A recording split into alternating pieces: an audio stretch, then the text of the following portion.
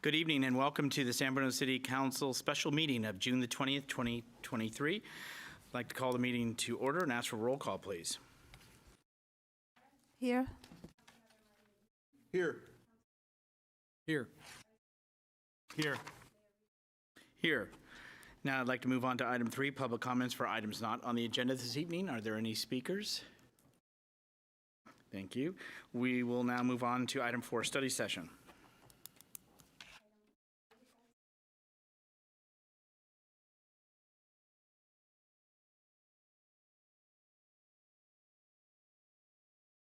Thank you very much, and now I'll turn it over to the interim city manager, please.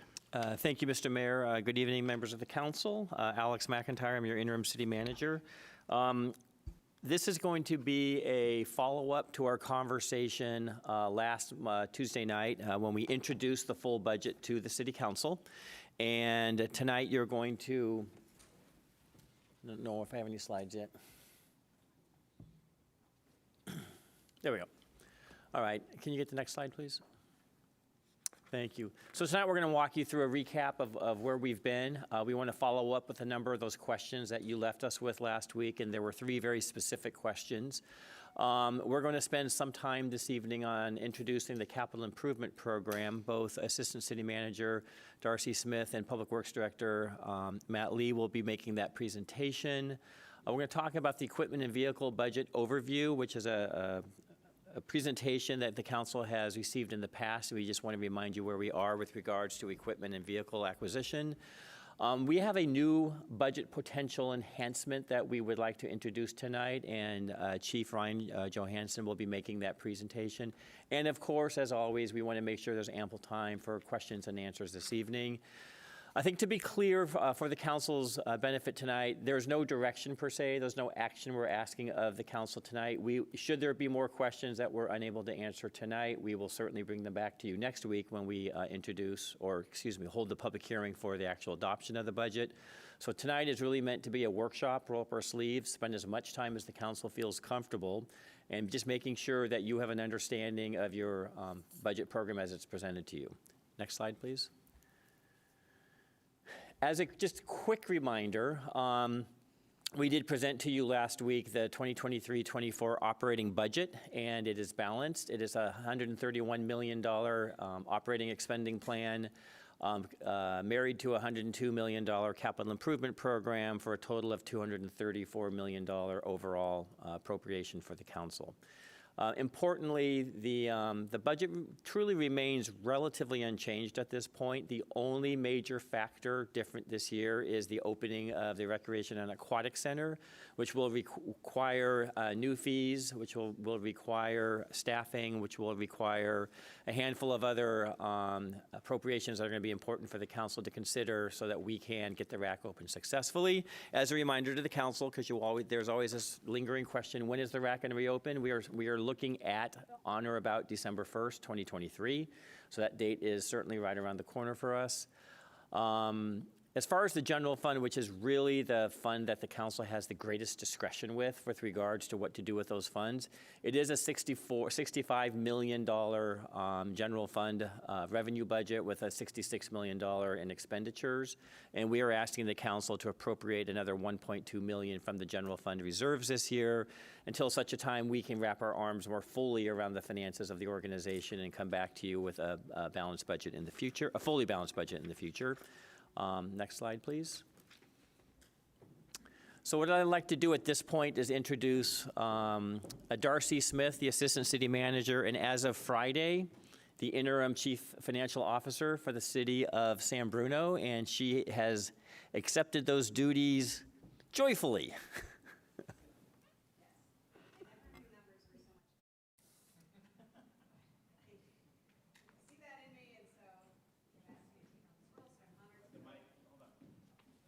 I'm sorry, ACM. Okay, better now? Absolutely. Yeah, so I love numbers, so I'm here to talk to you about numbers and maybe a little less exciting, the banking and credit card fees. Hold on, it's not progressing. Maybe the batteries need to be changed, always. Here, maybe they can take this and check it, and then you can, Lupita can fill in for me. Okay, next slide. Thanks. Okay, so at the study session last week, there was a question posed by council about credit card and banking fees, and if it's time to consider a convenience charge or fee for credit card payments. And interim city manager gave a quick answer then. We researched it a little bit more, but essentially we need a little bit more time. Next slide.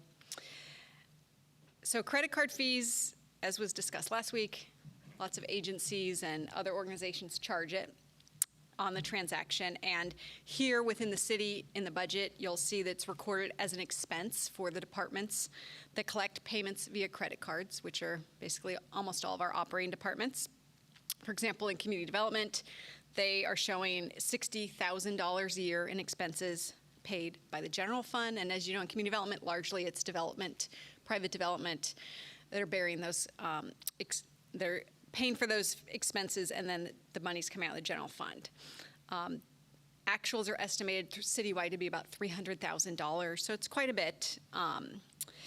And the credit card companies are the ones that charge these fees largely. They range from 2 to 4%. Actually varies each vendor to vendor. They have different fees that we pay. So what we need is a little more time to outreach to all those vendors and our banks to better understand the process and the impact of the convenience fees and study it, and come back to you with some policy questions during the next quarterly financial update.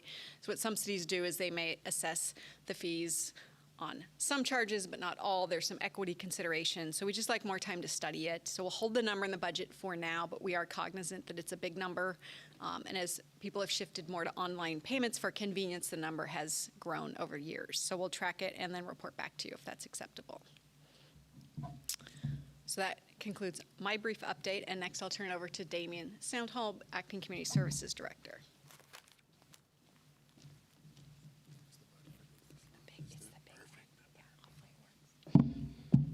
Good evening, Mayor Medina and honorable council members. I am Damian Sandholm, the Acting Community Services Director.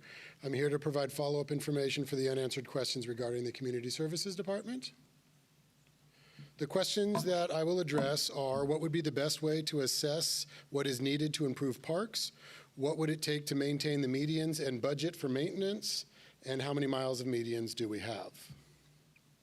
In regard to the question of how to assess what is needed to improve the parks, a full assessment would be needed would be required to understand the specific areas of need and the cost, but we do have a rough estimate of the cost to improve the conditions of the grass, also known as turf, in the parks, and to replace or add some of the common items in our parks. Next slide. Thanks. Okay, so there are approximately 655,000 square feet of grass in the San Bruno parks. Based on an estimate that we received in May, the cost to rehabilitate the turf would be about $4 per square foot. A turf rehabilitation process includes assessing the irrigation and adding sprinkler heads and fixing any necessary valves, cutting the turf down as low as possible, aerating the grass, bringing in soil to level off the area, applying grass seed, then adding another small layer of soil to help promote moisture retention, and then watering the area regularly for seed germination. And then the areas would be closed during this process, which is approximately 4 to 6 weeks. The cost to repair all of the turf in the parks is estimated at about $2.6 million. If we were to spread the work over 5 years, the estimate would be $524,000 each year. In addition to grass rehabilitation, I included some costs for bench and trash can replacements. And so those are $900 per bench and about $2,000 for one of the concrete trash cans that we currently have in the parks. Any other items in the parks would require a more detailed review to determine the costs. Next slide, please. And so in regards to the medians, So the medians are actually 7.35 linear miles, because we know there was a discrepancy of two different numbers in the budget, which equals 340,000 square feet of medians. A quote we received in 2022 regarding the estimated cost to utilize a contractor for the annual maintenance of the medians came in at 50 to 70 cents per square feet.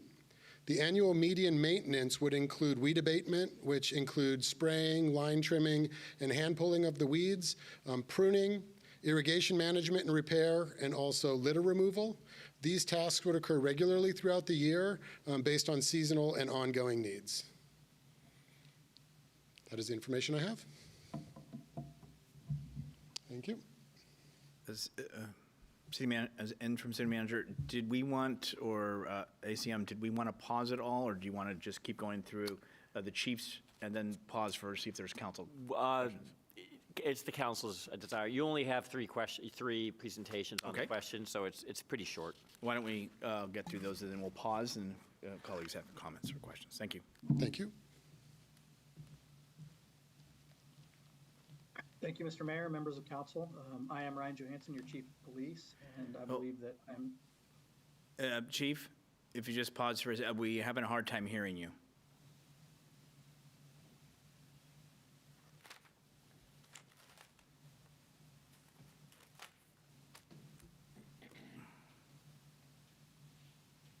Give me just a moment, I'm going to test it. Can you try again? Let me just see if you have better audio.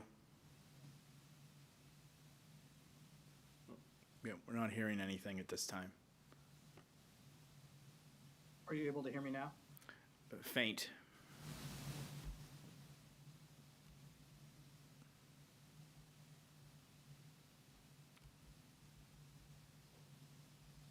I apologize, I'm not sure why the sound is so Well, faint at this point. it's getting better.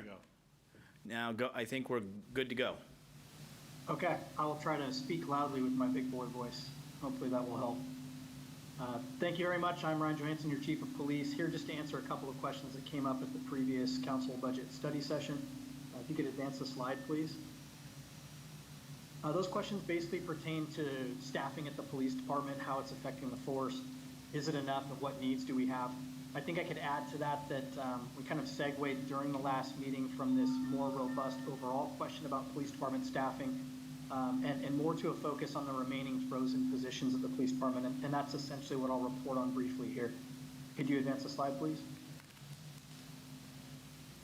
So the police department is the only city department that remains with held vacant positions from reductions during COVID-19. As I mentioned in the previous meeting, those positions are one public safety dispatcher position, one police clerk position, and two community service officer positions.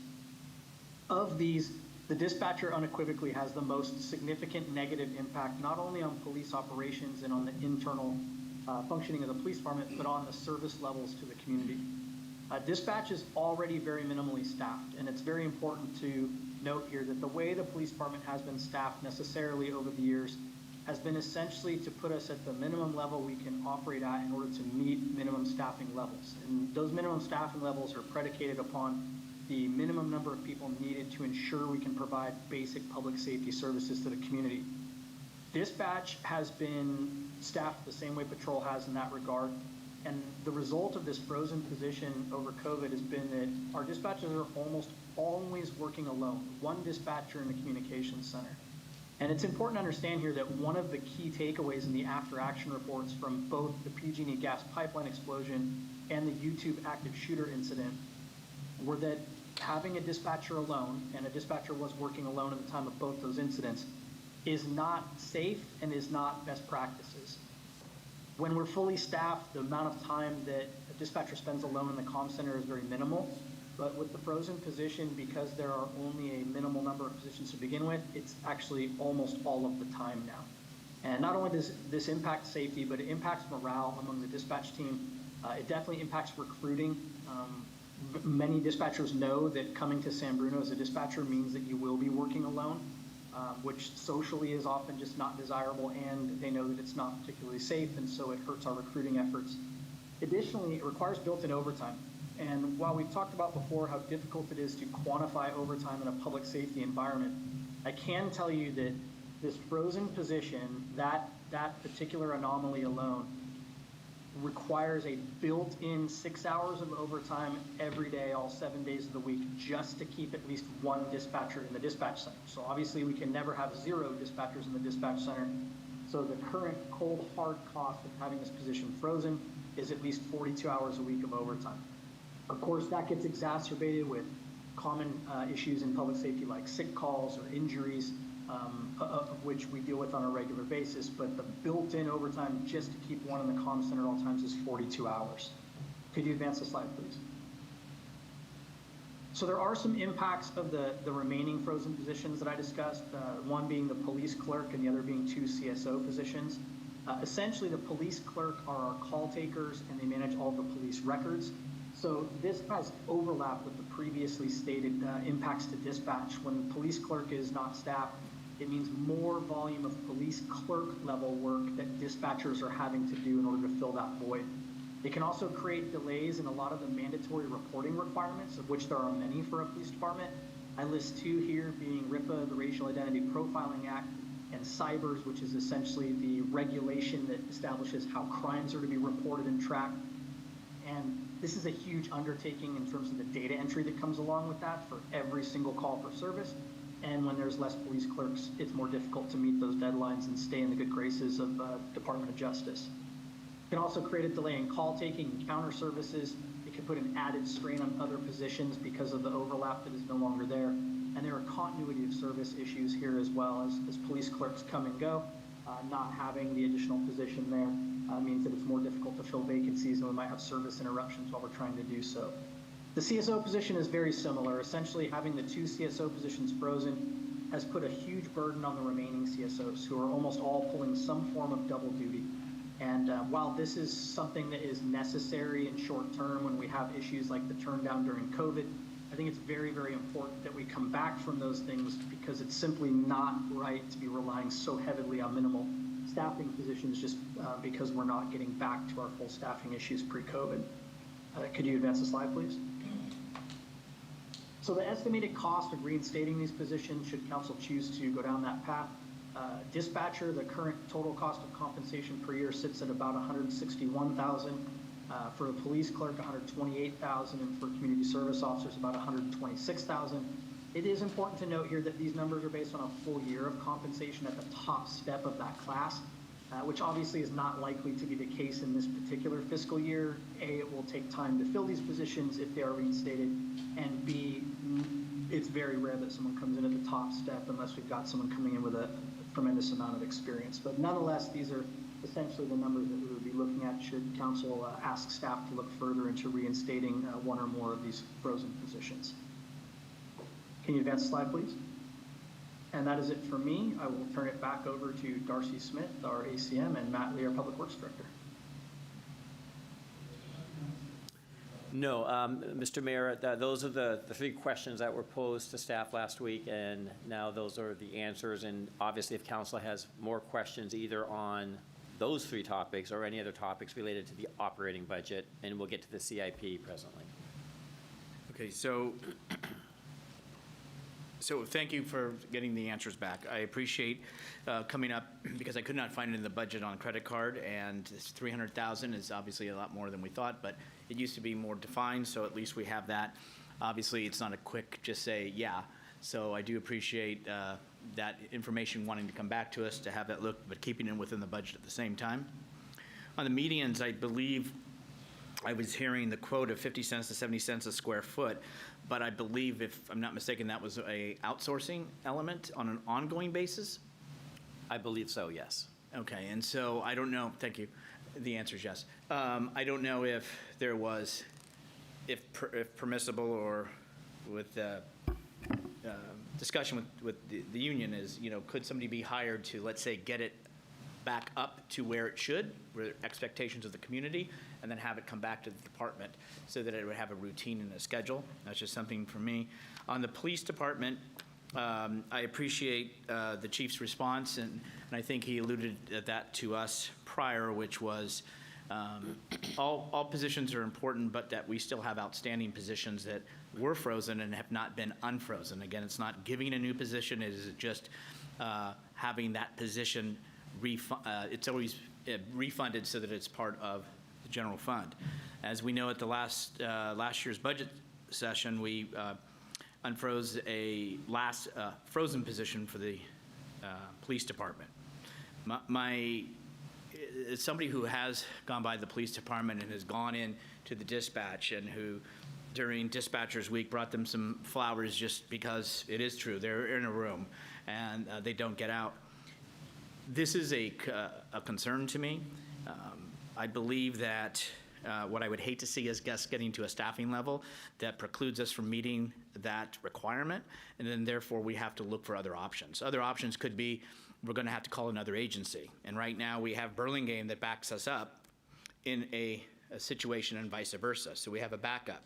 But the chief is correct, is we had one person on duty for those two incidences, which was quite stressful, and unfortunately it was the same person who was on duty that same time for both.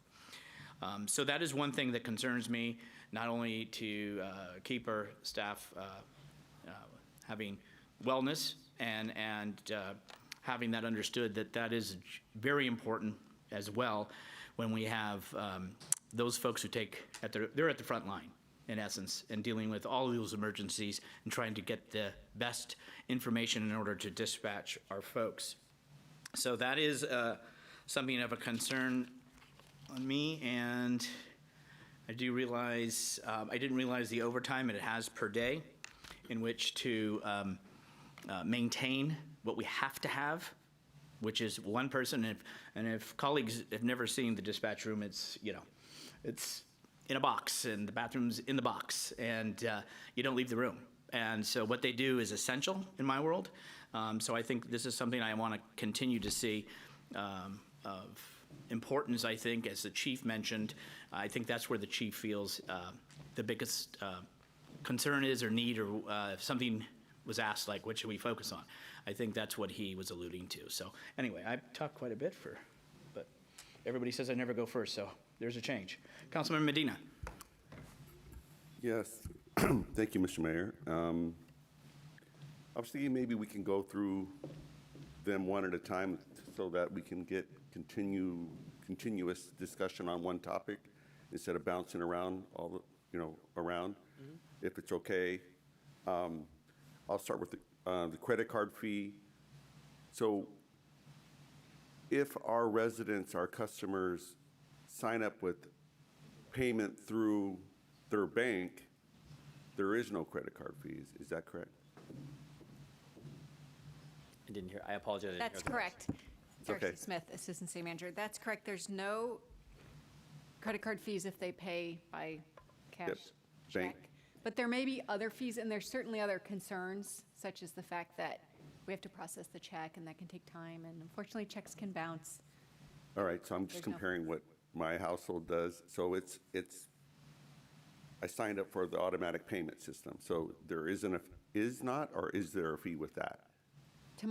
We'll research it. I don't believe there's a fee. All right. But it can be a little bit atypical for people to use that for things like building. But I think what the councilman's saying is what I do is that I have a credit card on file, and that gets charged every time my utility. So is there a charge? The answer would be yes. So the city is paying 2 to 4% for that. Right. Yeah. It's my understanding that my payment is through my bank. Yes, so that would, I don't believe there's a fee, but we'll Right, research it. Right. Yeah. So if we push Through through the chair, there is a fee, but you're paying it, Marty, through your bank. You pay your bank for bill pay privileges and as part of your account or whatever. But I don't believe any would go to the city, but. very little's for Please do free look in it this up. world, right? I guess, is that what you're saying, Vice Mayor? It's very little's free. But we'll let staff look into that. Finding the best way to reduce $300,000 in credit card fees is what I'm interested in doing, and getting some clarity on what's the best way, whether it's through your bank, which might be cheaper compared to your credit card, which charges more. I don't know. Mr. Mayor, do we want to? No, you can take them all if you Fine. like. All right. But they will be coming back in. No, Yeah, because it actually is a little bigger number than I could find in the budget, so I get appreciate that. it being heard. As for the parks, I believe I asked that question regarding like what could we do for parks. I don't think it was just related to the turf.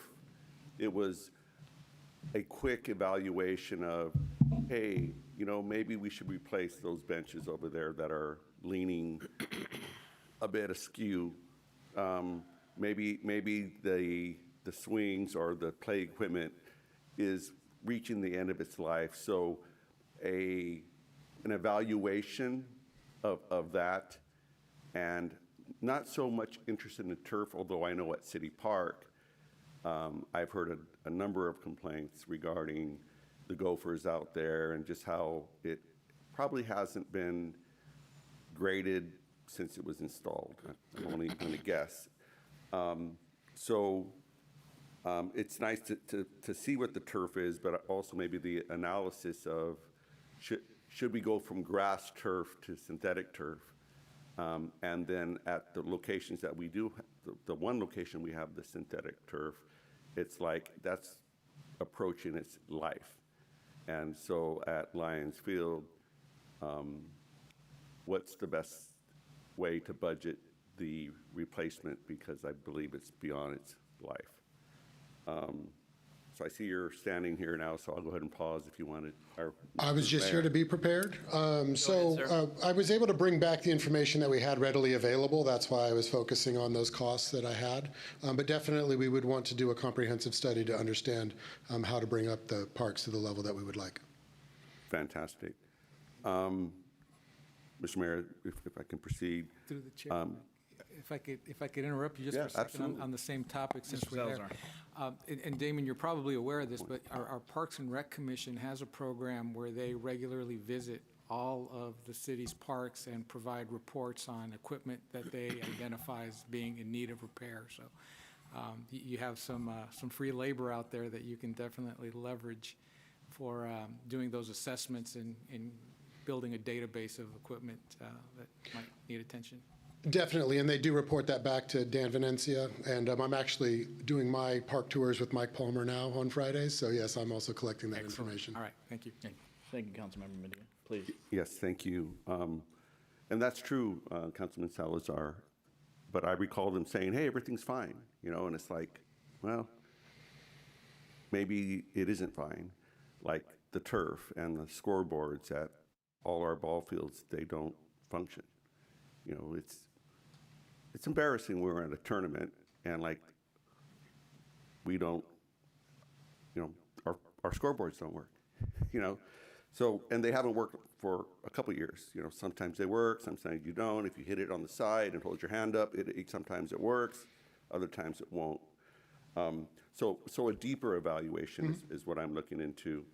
Going forward with the median, that's a broad estimate based in 2022. Some portions of our medians are in much worse shape. Some just need a haircut, like along Sneath, just like if somebody went out there, and which staff did do for a portion of it,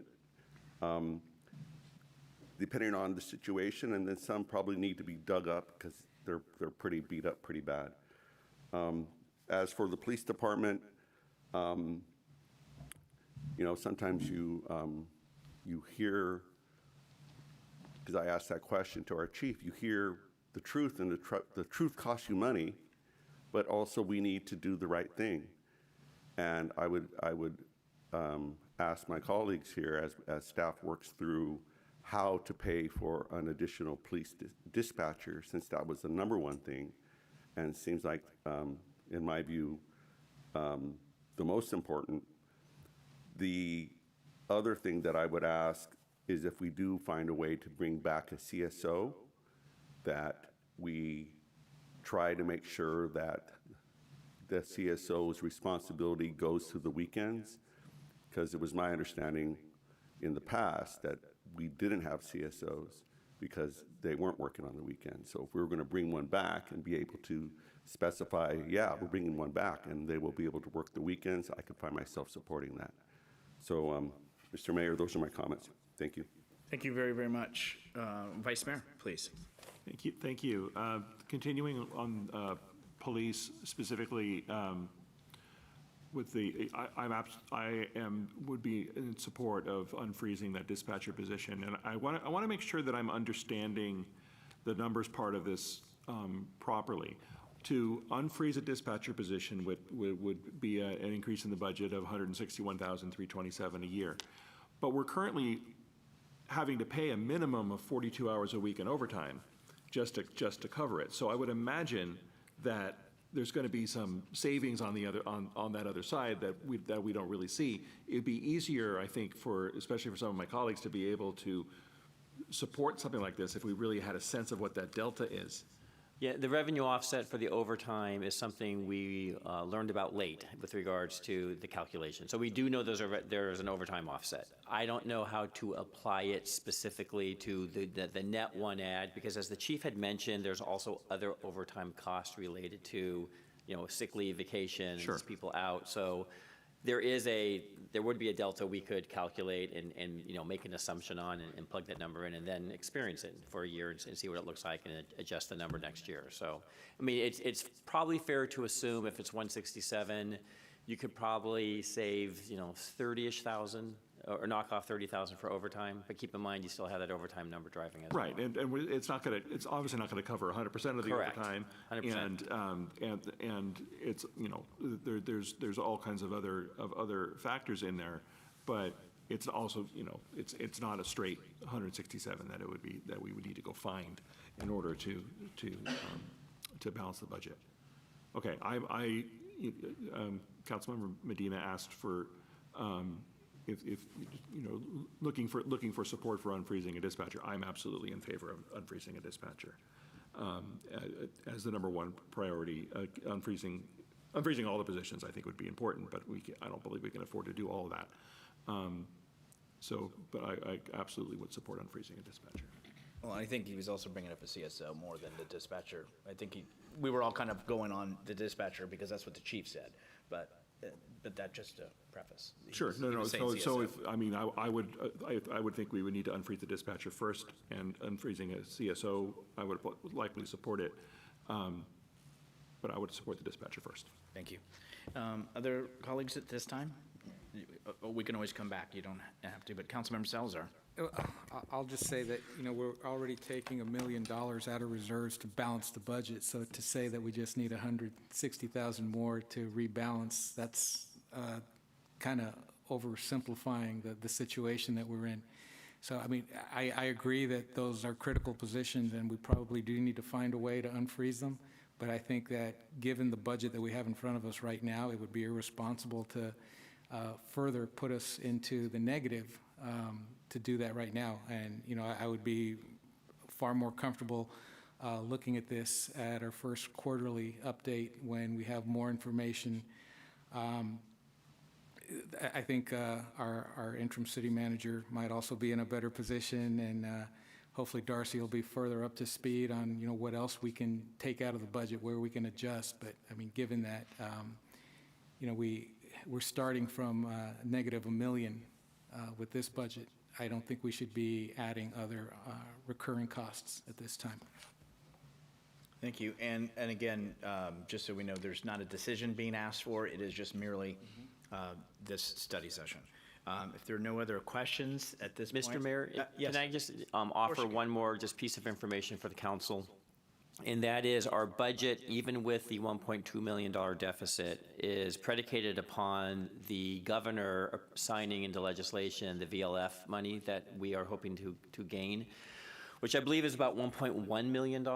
So the budget is assuming the governor is going to sign that piece of legislation.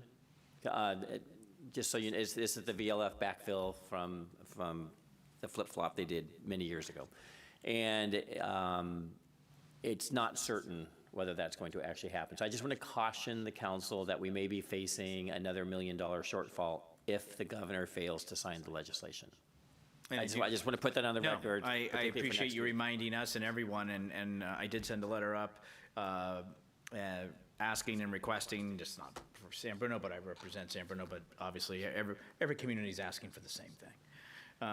With that, we'll go ahead and move on, if I may, or if I may, you may.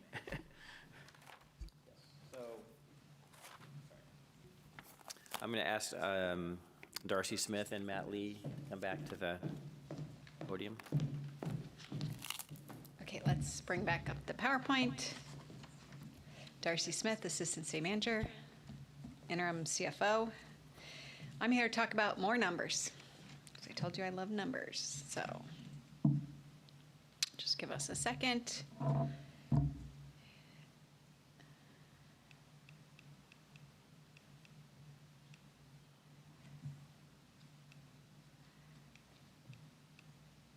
Okay. Uh-oh, gotta go back. Here we go. Looks like a lot of numbers. I promise we've got some exciting pictures coming. But I wanted to set the stage with the budget and the funding request before council, because if you drill down to the numbers, there's some interesting things that I just wanted to point out. So the total one-year budget request, which is before council for authorization in a week, is $97.2 million. Really important to note there's a big carryover. I know that might look disappointing, but we do have many projects that span multiple years, as Director Lee will explain. They go through phases, and sometimes it takes a long time, as you know, to build a water tank or build a big capital project. But really important to note, the funding request before you, what you'll actually be authorizing with this one-year CIP budget, is $26.4 million. The 5-year total is showing the long-term capital budget forecast, and important to note that is going to change over time, and I'll explain a little bit more on the next slide where I break down the 5 years. Again, projects are added and projects move into new phases, and then projects move through, as you know, like the capital bidding process, and we gain more information about the actual cost to build it and see it through to completion. Another quick note, looking into the fiscal years, we're not going to be issuing any debt or refinancing any debt. But this is my favorite slide of the presentation. Again, I love numbers, but what I want you to know is that our current practice is really, again, to focus on the one-year budget, but look at the 5-year forecast. For some programs, it's easier. As I talked to you about last week, sewer funding, we got that in pretty good shape. We can forecast revenues now for about 5 years, and especially if we switch to the county tax roll process, we're guaranteed 100% revenue. For water, it's pretty steady too. People need water. But for some of the other programs, it's a little trickier. Stormwater, for example. As you know, we don't have a large dedicated revenue fund. Director Lee pulled a rabbit out of a hat this year and came up with $800,000 through the Recology Amendment that you approved last meeting. So we have some creative revenue sources for stormwater, but as you know, that runs a deficit every year, and we have to lean on other funding sources. So that's why if you move down this chart, you'll see that in future years, stormwater isn't budgeted. That doesn't mean we're going to do nothing for stormwater. I think you know that. We've been playing steady around $2 million a year. It just means we haven't made budget decisions. And I'll emphasize that in this process, which we've been working on this specific table and the budget funding for months, and my direction to the staff, who's here behind the real human calculators in the room, was please try to stay off the general fund. Look at other funding sources, and I'll mention those funding sources on the next slide just so you know how attentive we were to those fine details. But so for stormwater, as you'll see, we've got to get creative around funding, as you saw this year, with the Recology Amendment, and then we've got to know really what we can spend, because if we lean on the general fund and we have years like this where we're leaning on the general fund to plug our major operating budget, we can't lean too heavily on it for capital projects. Same with CityNet. Parks, we have a little bit more activity there this year because, as you know, you allocated $2 million to Florida Park. But important to note that for parks, we only plan a few years out. For example, we haven't budgeted this. It's not in the CIP, the Crestmore Fields. As you know, that's just getting off of its feet. We came to you with a study session to get input. You heard a large budget number, and that's not reflected here because you have not taken official action to move that project forward. It's still in that very preliminary master planning process, if that makes sense. But we were blessed this year with development impact fees for parks, so we have tapped that a little bit, as you know, for Florida Park, for Centennial Plaza, which are CIP projects. Streets, we do have a steady stream of revenue there, and we've spent a lot of money, but we rely largely on state and federal grants, as you know. So we just don't project that expenditures too far out. And then for technology, currently we're leaning heavily on the ARPA funds. We have other steady revenue sources that are a little bit less, like the technology permit fees, but we don't spend those many years out. So I hope this kind of gives you a forecast into how we go about spending in future years. But just really important to note, for next year, you'll only be asked to authorize about $25 million, and then there's a big carryover into the budget. With the big number, 243 years, again, projected 5 years out. So funding sources, this is what gets me excited, only because my mission to the team, as I said earlier, was stay out of the general fund, stay out of it. We were very blessed this year that YouTube paid $18.2 million in October. That we have not tapped the bulk of that because we want to come back to you for decisions, as I mentioned, to spend that. But we've tapped it very strategically for projects that needed funding. We stitched together 28 various funding sources for the CIP. It's literally an art to get in and piece together all those funding, which is why if you flip through the CIP, you'll probably just your eyes will glaze over when you look at all the funding sources. But I just want you to know that this team worked exceptionally hard to not tap the general fund.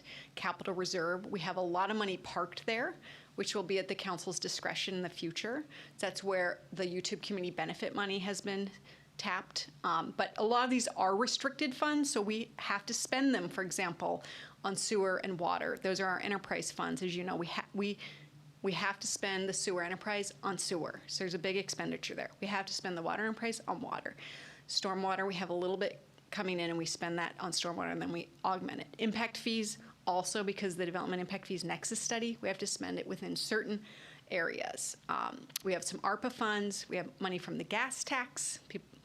We have measures A and W, transportation taxes, which you know because you sit on regional bodies that dole out that money. You have the local Measure G, which is doled out locally, federal, state, and local grants. We are blessed locally to have Measure K funds, some foundation funds, and then the big FEMA federal grants, which we aggressively go after, especially in light of the storms. And then last, developer contributions and community benefits. As I mentioned previously, we put a lot of the YouTube community benefits in a dedicated capital reserve fund, but we get other contributions you might be familiar with, such as Southline and other smaller negotiated developer contributions, which are earmarked for special projects, such as around the Southline project. So here's another fun slide that just shows how things change a little bit over time. Last year was a big year, but again, we carried over a lot of it for projects that are moving through the phases that Director Lee will show you. But we're holding steady and we're closing out projects, so that's good. And Director Lee will step through all the projects that we've closed out, which we're really proud of. So with that concludes my brief presentation, but I'll turn it over to Director Lee. Thank you very much for your portion, and Director Lee.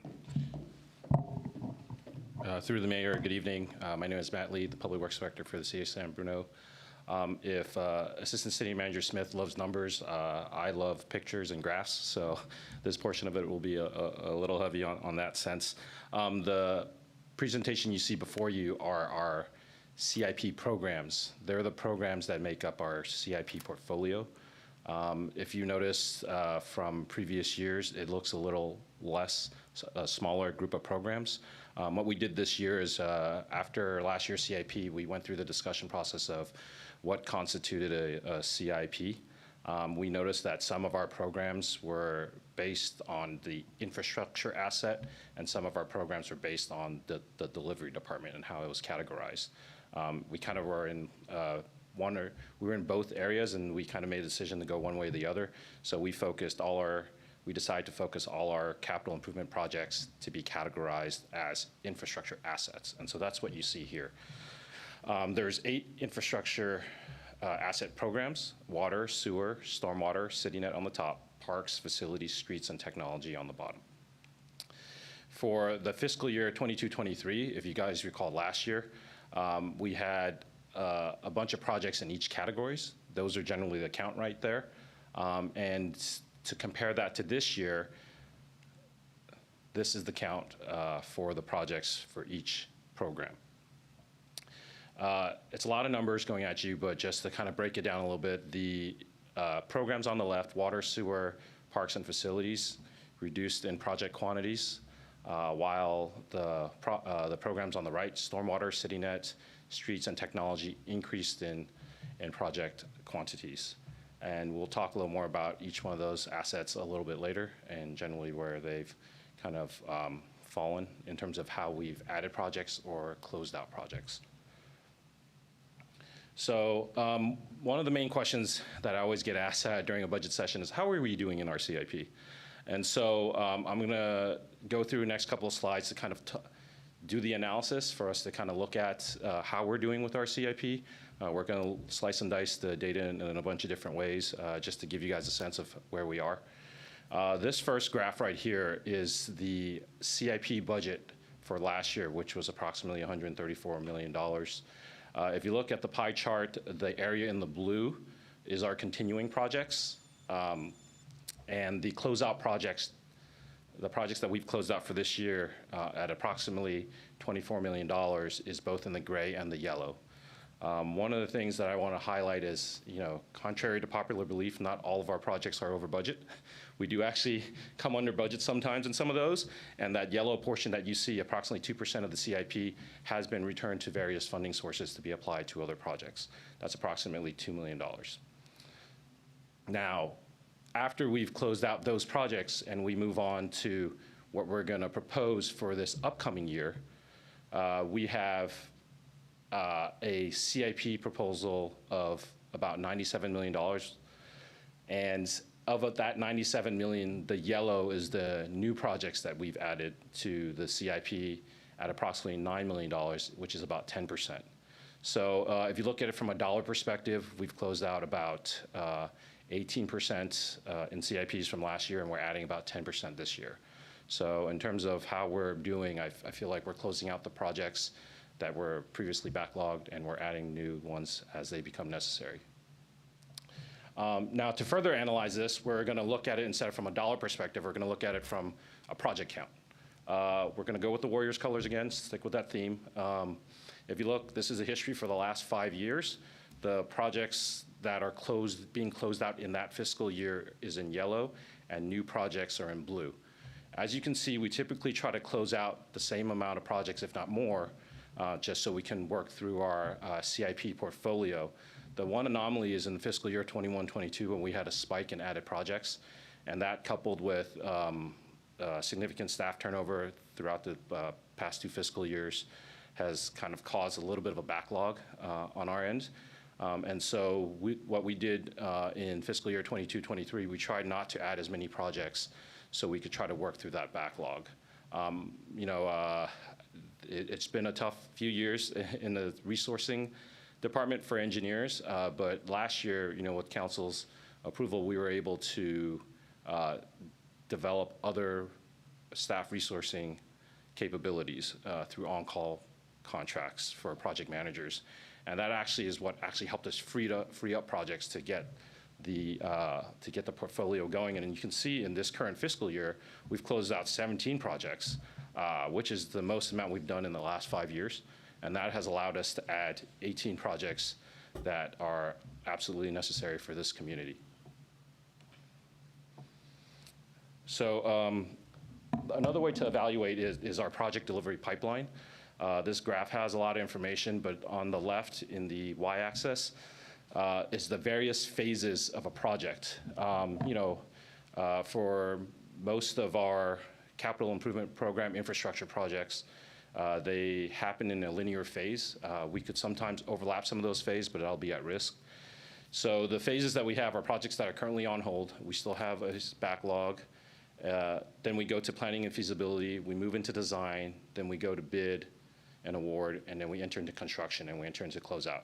The graph you see before you is last year, fiscal year 22-23. That shows a snapshot in time at that last presentation where we were. As you can see in the project delivery pipeline, we had a lot of projects in the planning and feasibility phase and a lot on hold because we were backlogged. Throughout the fiscal year, we were able to reduce that backlog, and I'm happy to report for this fiscal year, we currently have reduced the planning and feasibility study and increased the projects and closeout, and we moved a lot of other projects into construction. We still have some projects on hold, but they're not on hold Only about half of them are on hold due to staffing resources, which we're trying to clear the backlog on, but other projects are generally on hold for a variety of other reasons with other stakeholders. So for project closeouts, I wanted to kind of take a little bit of time to talk about project closeouts. Project closeout is often overlooked because everyone's thinking about construction completion in that phase. When is the project done, right? And that's what everyone sees.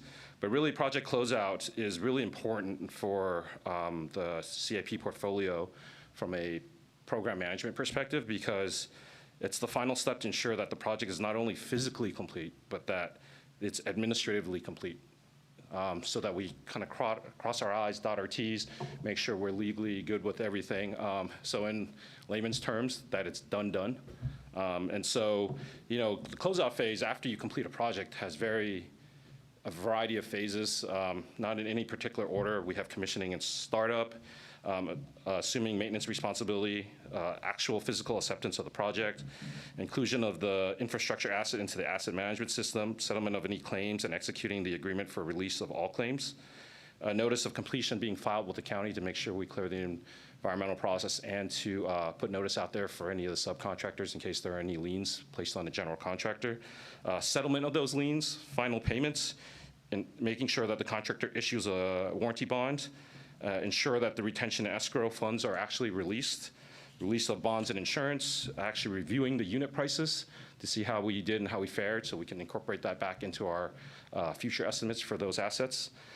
Doing a lesson learned analysis to understand where projects could be improved so we can enhance the delivery for the community next time. And closing out the financial accounts, and the most important thing for me as an engineer, because I like pictures, is getting the as-builts, making sure we have the plan sets for the new asset that we actually get built. This next slide is going to be a little dense, and it's going to come because it's very picture heavy.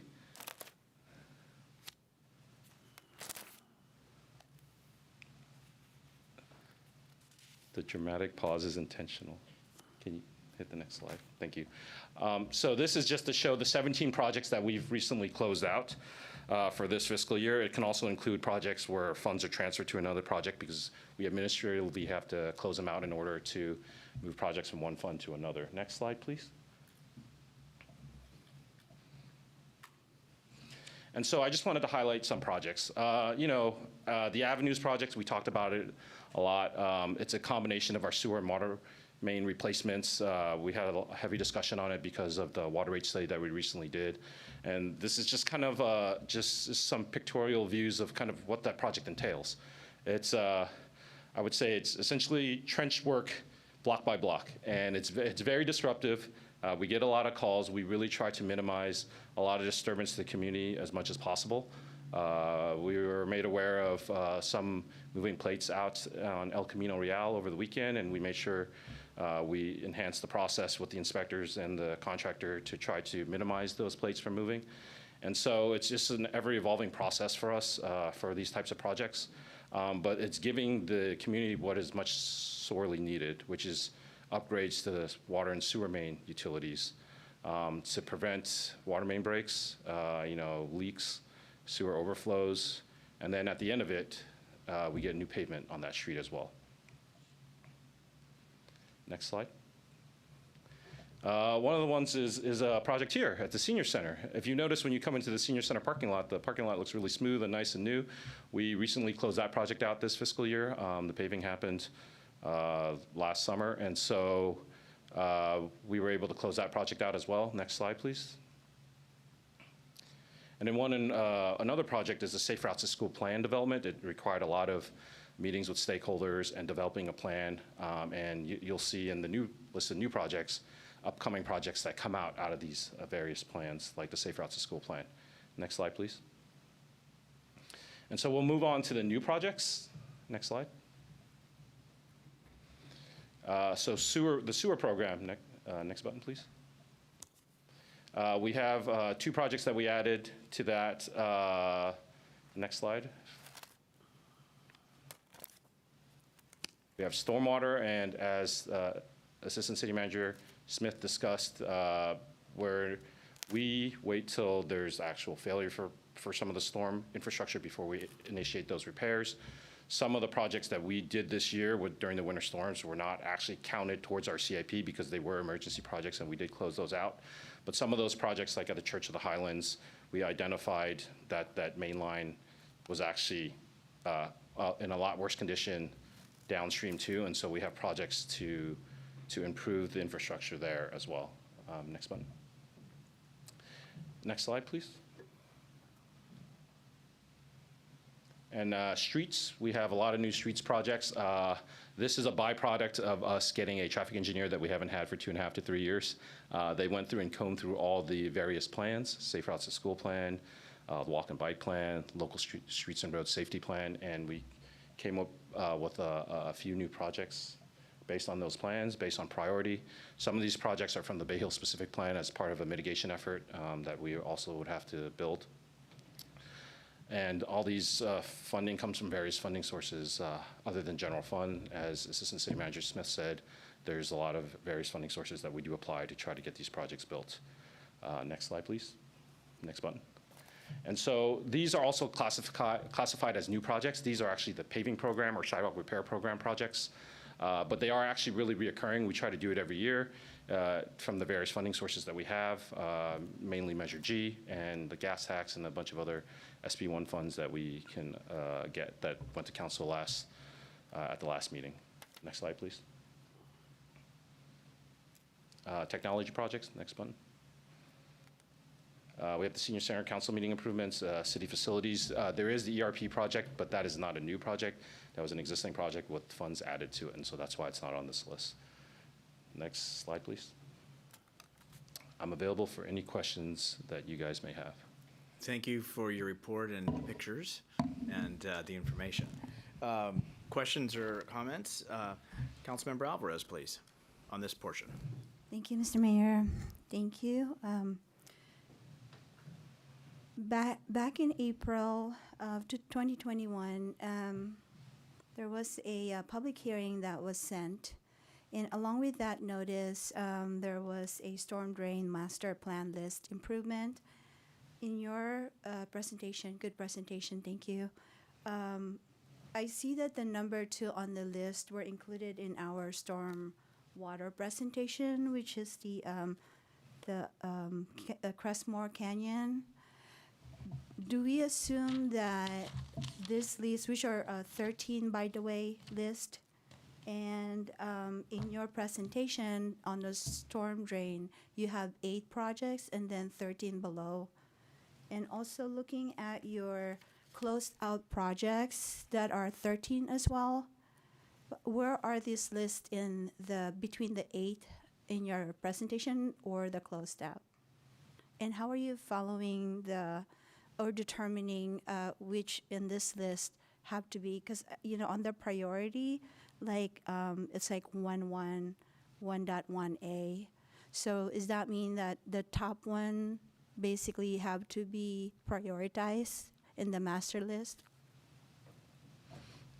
Thank you. Good question. I'm going to try to attempt to answer a variety of those questions. So I think the first question that is being posed is, you see a variety of numbers. I think I heard 8, I heard 13, I heard other numbers, and how does that apply to the PowerPoint presentation? So in round numbers, we closed out 17 projects this year, and we started 18 new projects. So if you look at kind of back at the presentation, that's why you see from the one slide that talks about the overall CIP budget, it looks like we increased from 94 projects to 95, but yet we dropped by probably about 15 or 20 million dollars, and that's because it's really hard to compare projects as apples to apples, because there could be one project that could be $1 million, it could be another project, let's just say $50 million or $60 million, right? That's being worked on right now down the hill. So I think the count that you're talking through, if you add all the numbers up, the list of new projects, when it talks about stormwater, where it has the 4, those are the new projects, and those should add up to 18. For the projects that are closed out, we had a list that showed those projects. Those should add up to 17. And remember, closeout projects sometimes don't equate to construction closeout because, say for Beckner Shelter, if you're transferring funds, project and the project number, and go through that process. I believe the other question was for the master plan, and that I guess there was one mentioned in 21, 22.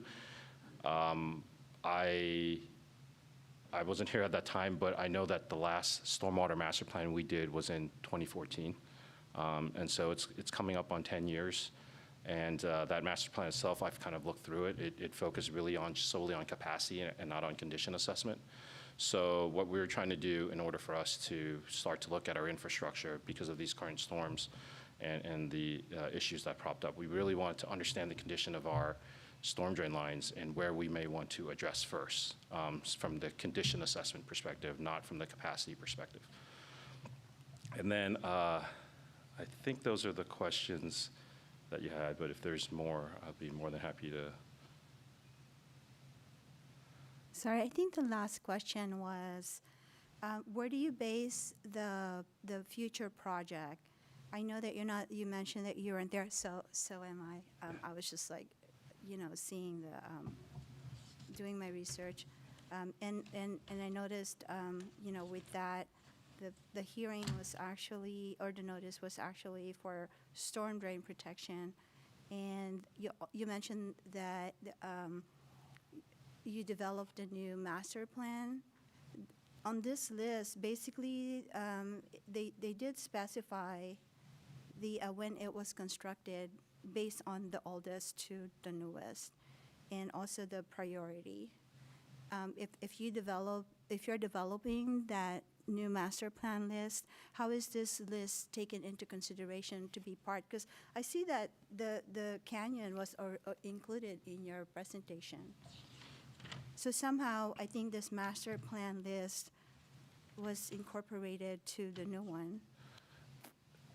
So if I'm understanding the question correctly, I believe in 2021, you said you saw a list of projects that were listed in need of repair. When we do our master plan, we'll incorporate all the documents and information we have, and we'll reanalyze everything. We'll take the old list, we'll actually rerun condition assessments, probably camera a lot of the lines, and then we will redo the assessment based on condition. So that list will be updated compared to the one that you saw. Again, the 2014 master plan, the stormwater master plan, the last one we did not have anything for condition assessment. It was focused solely on capacity because I believe it was focused on the flooding in the lower part of town, east of El Camino. And so for the new projects that you're looking at, where you're talking about Crestmore Canyon, these are not coming out from the master plan. As Assistant City Manager Smith indicated, we don't actually have funding for us to proactively plan repairs for stormwater projects. We actually, the ones that come up in the CIP are ones where we see failure, and we try to make the repair before additional failure occurs. So the one for Crestmore Canyon, I believe, is the one, it's off to the side. There's a portion of pipe, I think it was addressed before, and it's now starting to separate, and we need to kind of make a repair before the next rain season so that when it does rain, it doesn't cause more erosion. So it's not actually part of the condition assessment list that you have. Thank you for clarifying that. Councilmember Salazar. So one of my questions is regarding, we see that forecast of projects over the next 5 years. And one question I had is, are the dollars that are programmed in that particular matrix dollars that we currently have in the bank, or does that include future revenue streams from, okay, so. Yeah, so to answer your question, that's a really good question. So it takes into account anticipated revenue streams and program funds from various potential funding sources which we believe we may qualify for. Mm-hmm. So it's not all the funds that we think we're going to potentially get, it's the ones we think we most likely will get. One of the challenges we have, because it looks out 5 years, sometimes federal and state funding sources end at a certain year, right? Like Transportation 2025 bill, it ends at 2025, so that's why sometimes you might see a drop off in funding. And so it's really, it's to help us with the crystal ball that we need in order to figure out which projects we can plan and program. That 5-year plan is actually really helpful because it helps us understand what our capacity is and what staff resourcing we may need to increase in order to meet those demands. Okay. And what would be an interesting companion graphic to that one would be the outstanding projects that we know are maybe not absolutely critical, but are on the verge of becoming critical, but are unfunded, because that helps us really understand what our funding gap is. And, you know, one of our initiatives this year will be to go after funds somehow for stormwater, for example. And so knowing what that number looks like could be important, both for us in prioritizing and also for us to communicate to the public the need that exists out there for these unfunded CIP projects that are coming. Another question I had, just this is kind of in the weeds, but I was reading about the San Bruno Avenue Transit Corridors Plan, and sort of the design there would be to narrow the street and add bike lanes, which sounds really great from a walkability standpoint. But I thought I remembered hearing at one point that San Bruno Avenue between 101 and 280 was a Caltrans designated alternate route for emergency routing of traffic. And I wondered how that would impact traffic in an emergency if we were to do that sort of traffic calming in that stretch when the state was expecting to use it for overflow of traffic from the freeways. Yeah, so the recommendation for the San Bruno Avenue Transit Corridors Plan came as part of the local streets and road plan. So I believe, let me look into the analysis if they've combined, if they took a look into it and how they compared that and get back to you on that one. Okay. But that local streets and roads plan is a comprehensive plan that we brought before council for adoption, and we got grant funds to do it. So I'm pretty sure it had a robust analysis. Okay. All right. Thank you. Other questions from colleagues? Councilmember Medina.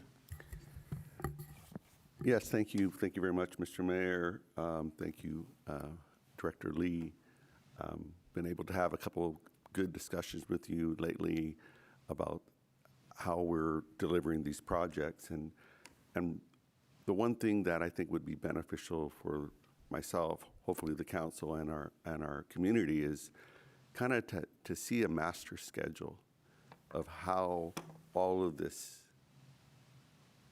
goes forward. Because right now it's kind of hard to just take the numbers and go like, okay, in 5 years that's kind of happen.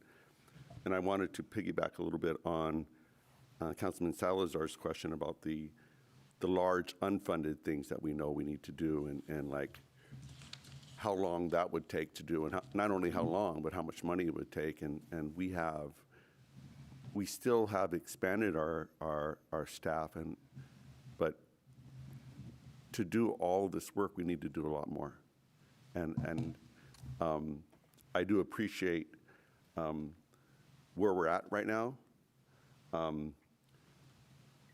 I find it somewhat interesting that based on the 5-year schedule, that 40% of the budget is coming up this year.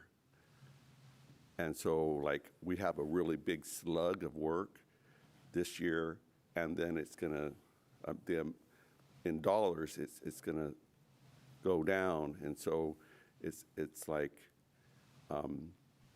you answered a little bit of it with, I believe, the water and the sewer projects are funded based on the rate study that we did to make sure that we had the amount of money. But like the stormwater, like none of that is funded. And streets depends on how much is projected that we're going to be getting from Measure G and so forth. But the most certainty I would think that we could draw from it is that the water and sewer projects are funded. And they have to be. The other projects aren't. So this master schedule, and I think it would be it would also be helpful for all of us to just have a better understanding of how long these projects take and why there is this carryover of money each year, because each project is rolled up as one project, but there's certain phases, whether it's in the design, construction, and then the closeout is probably a couple months as well. So all these things take time. I think those are my, those are my comments. And so thank you. If we can get some kind of schedule that you could, master schedule to kind of share with us, that would be very, very helpful. Thank you. Vice Mayor? Did you have any? Oh, I apologize. All right. Then I think I appreciate you taking our questions, and thank you for the presentation. Thank you. Now we can move on to equipment and vehicles budget. PowerPoint, please. Can you start the PowerPoint, please? So moving on next, we're going to have Ross Skuritov, our Facilities and Fleet Service Manager, talk about the equipment and vehicles budget overview.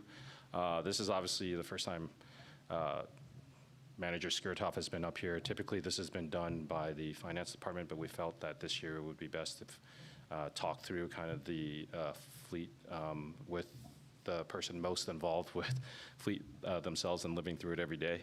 I think you've heard from Manager Skuritov in the past, but I don't think he ever got a good formal introduction. He's been with us for approximately a little over 2.5 years, and he grew up in the area and is still local to the area. He's pretty much within the Fire Station 52 response area up in College Avenue, so he's pretty local. He's one of us, right?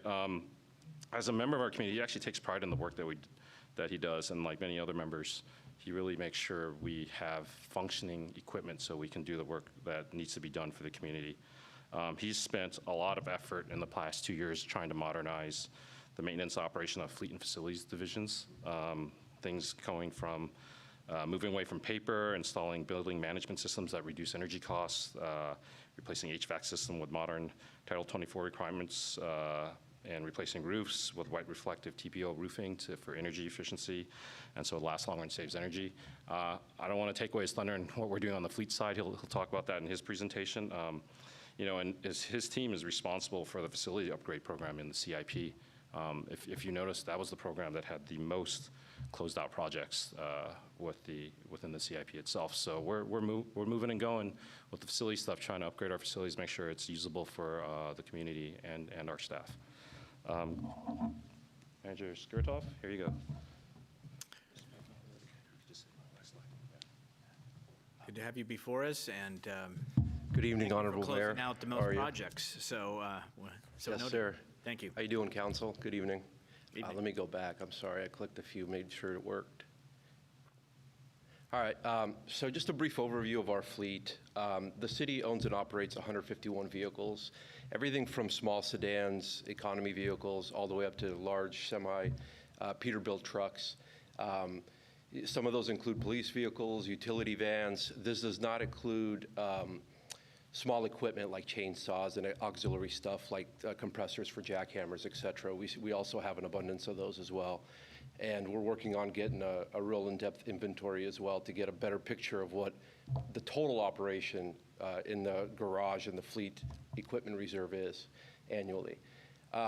So, when a budget is upcoming, our main goal is to really look at what the needs are of the organization, while also looking at the modern policy changes within the government, whether it's fuel consumption, emissions, and then as well as looking at the needs of what each department needs, right? We don't want to just blindly replace a vehicle because that's what we had, right? We look at the utilization, we gauge the leadership.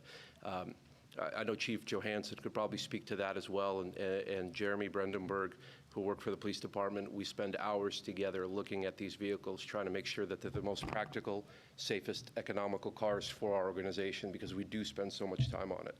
So how does the equipment get replaced? Well, so before every budget, we do a kind of an annual assessment. We have a list of what we know is going to need to be replaced based on the city's amortization schedule. So we take a look at that, we cross-reference that, and then we also look in the shop data to see what's driving the cost up. In a lot of cases, especially with police vehicles, they get a lot of use up a lot of hills. We get a lot of issues at year 5, 6 that you don't see in any other vehicle, whereas a pool vehicle could last you 15, 20 years. So we ask those questions. We engage all the stakeholders that are impacted. And then, based on that, we try to make the best decision fiscally and economically for the city, and we present to council, with our recommendation, kind of like we're doing now. So how is this budget funded? That's our next slide. So the equipment reserve funding sources, they come from different accounts. Mainly, it's general fund, but a lot of it comes from sewer and water enterprise funds. A lot of those pay for their own vehicles. That's the main funding source. What we've done a lot over the last 2 years is try to reduce the impact on the general fund, because we know it's beneficial for our organization to do that, and we always try to make that happen with thinking outside the box on police vehicles, how we could get longer life, because really that's the number one utilizer of that budget is the PD fleet. So last year, fiscal year 2019-2020 was the last year that money was allocated to the equipment reserve, and it was due to a balancing measure to make sure that we save money. So we haven't had any funding. And the good thing is the vehicles we have replaced predominantly in the last couple of years have been enterprise fund vehicles, so we have been repaying into the equipment reserve. So what we've tried to do is replace those vehicles, fund the budget, but also look at the safety aspect of all the equipment that we have on the police side, because it's so critical to their day-to-day use. A lot of these vehicles, they impact community services where for this budget ask, we're asking for a new VACCON truck, and that's coming up in the next slide. That's an expensive vehicle, but it also helps prevent, sanitary sewer spills. That's the first vehicle that responds. That's a daily vehicle that our crews operate to prevent that. And at a certain point, we're being fined just understanding the context of what was happening for these problems. Now, every day, a crew utilizes that truck, and they proactively clean. And we've run into a lot of issues with their current truck now. At one point we were quoted, $40,000 plus for a repair, an 11-year-old vehicle. So at that point, it's diminished returns. So that's why we, in this next recommendation, we do recommend that we replace it. And then the final thing is, we have policy that we have here and policy that we've set in the garage, and it's all best practices management, but we want to verify and make sure we're doing everything correctly and that we're running our fleet as efficiently as possible and most practically. So we did engage an outside partner to perform a fleet study, which is in progress now. And I have seen some of the data, and for the most part, we're doing well. We just need to make sure that we continue to fund the equipment reserve. There'll be a lot more data coming out in the future about, I would say the details and the specifics of how to get to basically a fully sustained fleet to where it's most practical and economical for the city to run, and then maximum output and utilization in the field without preventing downtime. Because from what I could say is with the current staffing we have in the police department, we don't have enough frontline police vehicles. And what happens is at such a high utilization rate when a vehicle goes down or it breaks, officers are having to double up, or we're using older, unsafe vehicles. And the other component of it is when these vehicles come out of service, if we retire them early, there's a remarketing aspect of them. In a sense, they still bring a lot more value to this organization and replenish the fund at a higher rate when they're lower miles, cleaner vehicles. Rather than now, on the most part, we're getting $1,500, $2,000 on vehicles that we sell at auction. So for this fiscal year, we're asking for a total of 10 vehicles. 5 are general fund vehicles, parks and police. We're trying to retire a couple of old trucks and very worn police cars. We're talking about 100,000 miles plus. It's very easy for our town to put on mileage. Our police officers drive roughly around 22,000 miles a year within a 4 square mile city. It's pretty impressive what they do. And what we've done there too is we've looked at hybrids as police vehicles, and we've had one vehicle that's been a pilot program. And at first, a lot of people were apprehensive about it because you hear hybrid, you think it's going to be slower, it's going to be a pain to drive, but they actually love it. And on average, that vehicle saves us half a gallon of gas per every operating hour. So this is the kind of decision that we try to make that favors the city in the long run. We look 10 years from now, we've saved thousands of gallons of gasoline and energy costs as well, and emissions, when the cars are driving around town past parks, past our residents, or when they're just sitting there idle. They're not idling, they're turned off. So with that said, we have 5 enterprise vehicles. The biggest expense out of that all, and that's why this number looks so shocking, is that VACCON truck. It's a hydro excavator. It's critical to the community because it does prevent, sewage backups. It's one of the first to respond. And we do have 2 other hydro excavators, but here's the thing. One of them is water. And there's really like a cross-contamination aspect there that we can't just grab that one and use it because we don't want to use it when we're working on fresh water sources. So last year, we were fortunate enough to receive some funding as well, and I appreciate that. Thank you. We were able to replace some vehicles that are in dire need, and those are starting to flow in. One thing that we looked at, because we weren't getting police cars in a timely manner, we're still waiting for 6 that are on back order with Ford Motor Company. We were able to switch the sergeant's vehicles and put them into Ford F-150 trucks that are first responder.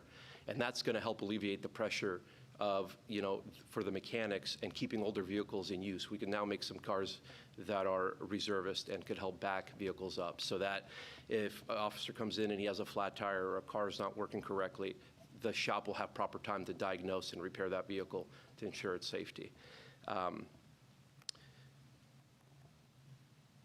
Sorry for a second.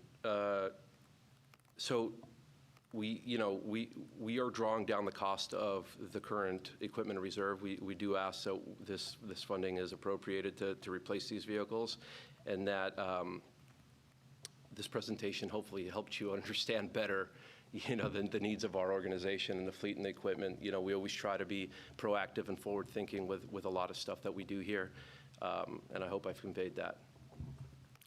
Any questions? I'm sorry. Thank you very much. And if you both would just stand by there, and I'll see if there's questions from colleagues. Vice Mayor.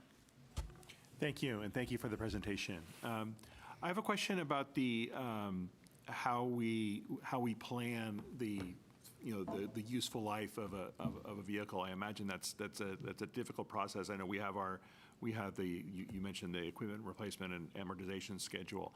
How often is that process revisited? Because I imagine that with changing technologies and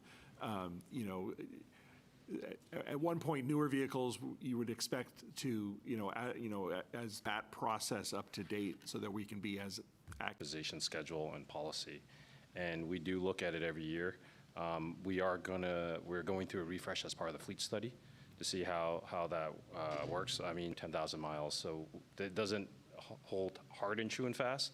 Okay. And some of those vehicles at the moment to any more information. Right, yeah, and to experience a lot of issues quickly to see what those data points are, so that if we have for instance, a pool vehicle that's a Ford Explorer, we know that at 100,000 miles, it's going to need a transmission, and you need to plan about $15,000 worth of repairs if you want to continue to use that. And that's on the short term. With this fleet study, what we're going to do is close to what we have. And the staff are engaged on a daily basis, the mechanics and myself who works in the garage, to make sure that we keep the most reliable fleet in the organization. And sometimes, my vehicle is 23 years old. The vehicles that we're replacing and we're asking for replacement in this budget on average are 15 years, the oldest being 23 years old. There's not a vehicle newer than 11 years to be replaced. So, it's a lot of experience. There's a lot of numbers, a lot of data. And there's also just best practices as well. Great. All right, thank you. I actually had 2 follow-up questions, but between the 2 of you, you answered them. Oh, great. So thank you very much. Councilmember Medina, and then Councilmember Salazar, please. Great, thank you for taking care of our facilities and our fleets. So going off your off the slide of that we haven't been refilling up our general equipment reserve, and it's not happening now, and we have a goal of trying to have 25% of that, and we're like, in our staff report, it's like under 15. What other options do we have if the proposed budget here is doesn't include replenishing it? It's just something to be really aware of, that going forward, it's just starting to get less savings in the bank. And it's okay that when that was originally budgeted, did that expect the enterprise funds to pay for their own vehicles? Or if do you have enough information on that to answer that question? Because we can't afford to buy water and sewer trucks. We can't, there's no funding for a stormwater truck, you know, and the police and our fleet comes out of our general fund. So just wondering, you know, how far below should we go where we have to start replenishing it? I guess that's the question. I'll let Director Lee give their answer or ask for whomever is best suited. Yeah, so that's a great question. I'm just going to rephrase the question just so make sure I have a full understanding of it. The question is, you know, in slide 47, there was a mention of not allocating the $340,000 annually back to the equipment reserve fund from the general fund. And so my understanding is that that was the general fund allocation from the various departments. The enterprise funds currently are pay-as-you-go for vehicles, so we're drawing it from the enterprise funds. When we do the water analysis, we actually look at, the water rate study, we look at the vehicles that we are going to replace, and to ensure that that is the case. The stormwater fund is also an enterprise fund. I think what you're alluding to is that there is no money there at the moment for some of those vehicles, and so they do maybe sit a little older than, say, some of the other vehicles in the other enterprises. But we do try to look for replacements when we can.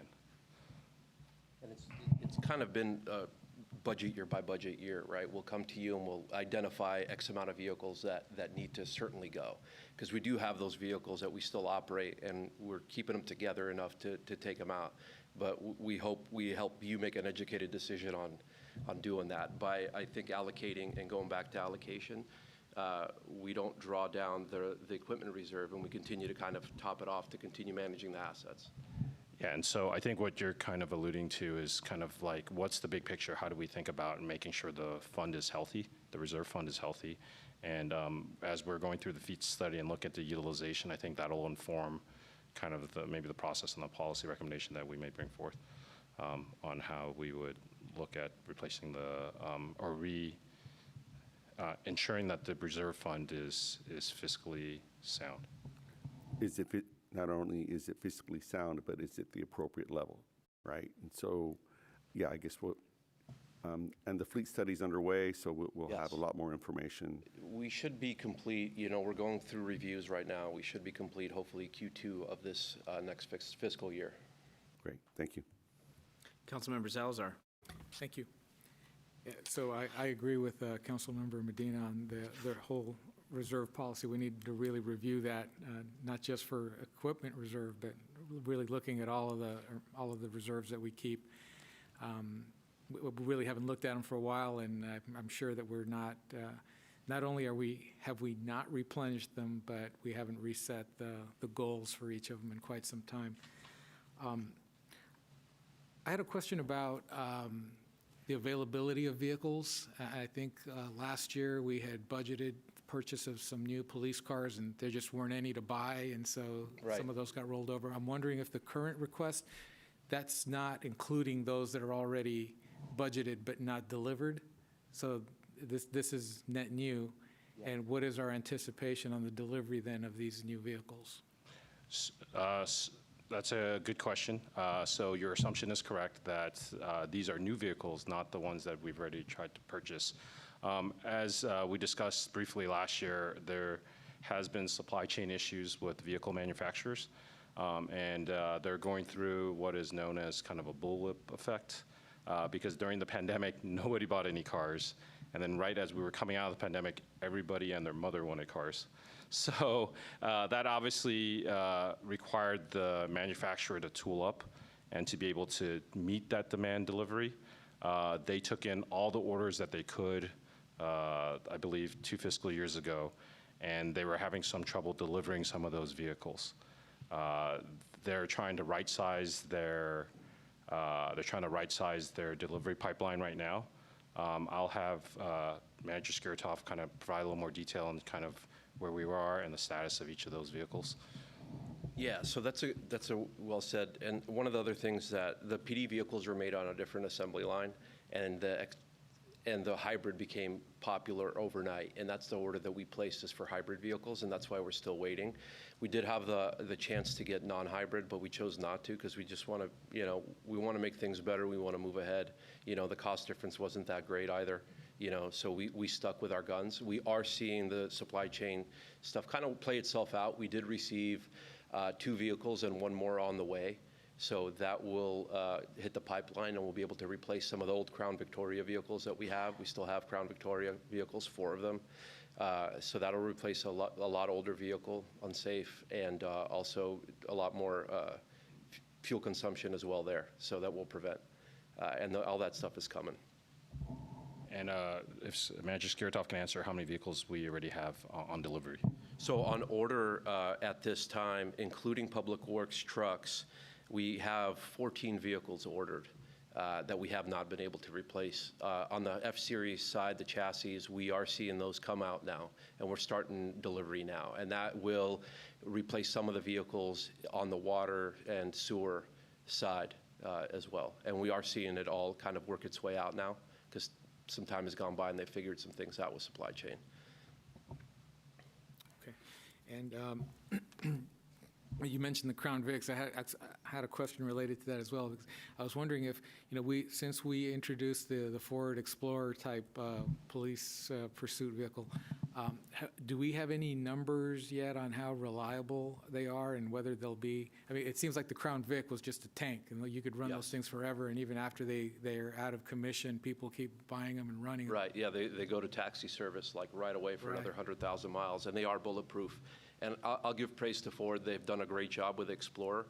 We're not seeing a lot of issues with those vehicles, except when we basically pass our own replacement schedule on year 6, 7. We're starting to see things because they're using lifetime fluids in the transmissions. We're seeing a lot of failure there. But I've seen some police cars go through some really stressful scenarios with damaged tires and curb jumping, that I was very impressed that we're able to get that vehicle on the road with that little cost. They are tanks. They're great vehicles. They're very safe, and they're very reliable. You're going to see the same thing with those. Okay. And as we start looking at hybrid, are we tooling up our own garage to be able to do the maintenance on those? Yes, absolutely. The best of the world, the best for hybrid is that it still has a little bit of old in it with the gas engines, right? So there is that understanding of systems, and the way that these hybrids are made, it's a assist of power from an electric battery. And right now, we're a member of the Ford Fleet Network, which provides training, and we have access to all the documentation and information. And the best thing about hybrids, the powertrain is warranted for 10 years. So it goes beyond our point of replacement, So essentially, we don't have to worry about the battery or any of that stuff. It gets fixed under warranty. That's great. Yeah. Yeah, and if we follow a replacement strategy, we resell those vehicles. We get good funding back just because of the fact that it's still under warranty. So they get a higher value return. Great. All right, thank you. Yep. For me, we already talked about the equipment reserve, and you're correct. I know you've been here 2.5 years, but you're correct that it was done as a budget matter in which to balance. When I got on the council and sometime after, it was had worked for the city is like, can we review it? When we review all the equipment reserves to make sure what we have listed is still here, And I was surprised when staff came back with it. It was like, oh, this hasn't been here, et cetera. And it was in not just fleet, it was in a variety of other areas too. But I think it's also a good opportunity, because it has been a while, that we just make sure what we're accruing for is there and that we're accruing it at the right rate. And I want to thank you both for your information and the enthusiasm, the passion, and obviously the knowledge. And since Director Lee was giving you kudos for living close to San Bruno, but within 52's response time, one thing that I learned from your team, Ross, is that you had an allocation of 100 for the fire station kitchen remodel, which had not been, and since I was probably working here, was that was an allocation of up to $179,000, and through the efforts and due diligence and planning and execution, it became out at $69,000. And that, I think people need to know. I think council needs to hear, so that we thank you for doing that, treating it as if it were your own, and trying to ensure that we get the best value and the effective efficiency. So thank you for you and your team's time and what you've done. Thank you for the opportunity. Thank you. Next PowerPoint slide, please. I think that is potential enhancement. Am I wrong? I believe so. I'm trying to get it up so I can pass it off. Oh, okay. Great. Can you please get that up so Director Lee can pass that off? So for potential enhancement, I'll pass it off to Assistant City Manager Smith. Thank you, Director Lee. Well, I'm going to look for the chief, who we tried to bring back in with better audio, so maybe we can test him out. Hold on, please. I'm here. Are you able to hear me? Okay. And hold on, as we're bringing Chief Johansson, I'm going to ask you to just make sure we have a good connection. I'm going to ask for a 5-minute, and I mean literally 5-minute recess. But please, if you're leaving the room, please enter the room quickly. Thank you.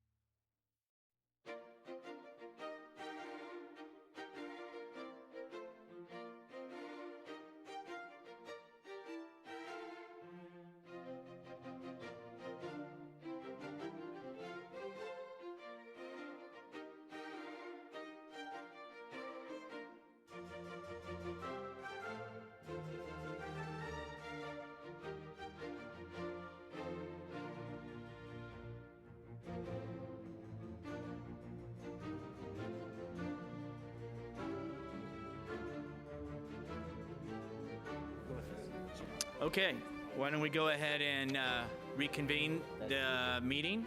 And we are still working on the study session. And are we on? Mr. And- Mayor, We are still working on the study on. Mr. Mayor, if I can, let me just introduce the topic, and I assume Chief Johansson will join in very Yes. quickly. I was just trying to see us that we were still on. sorry. That's what I was saying with the Zoom.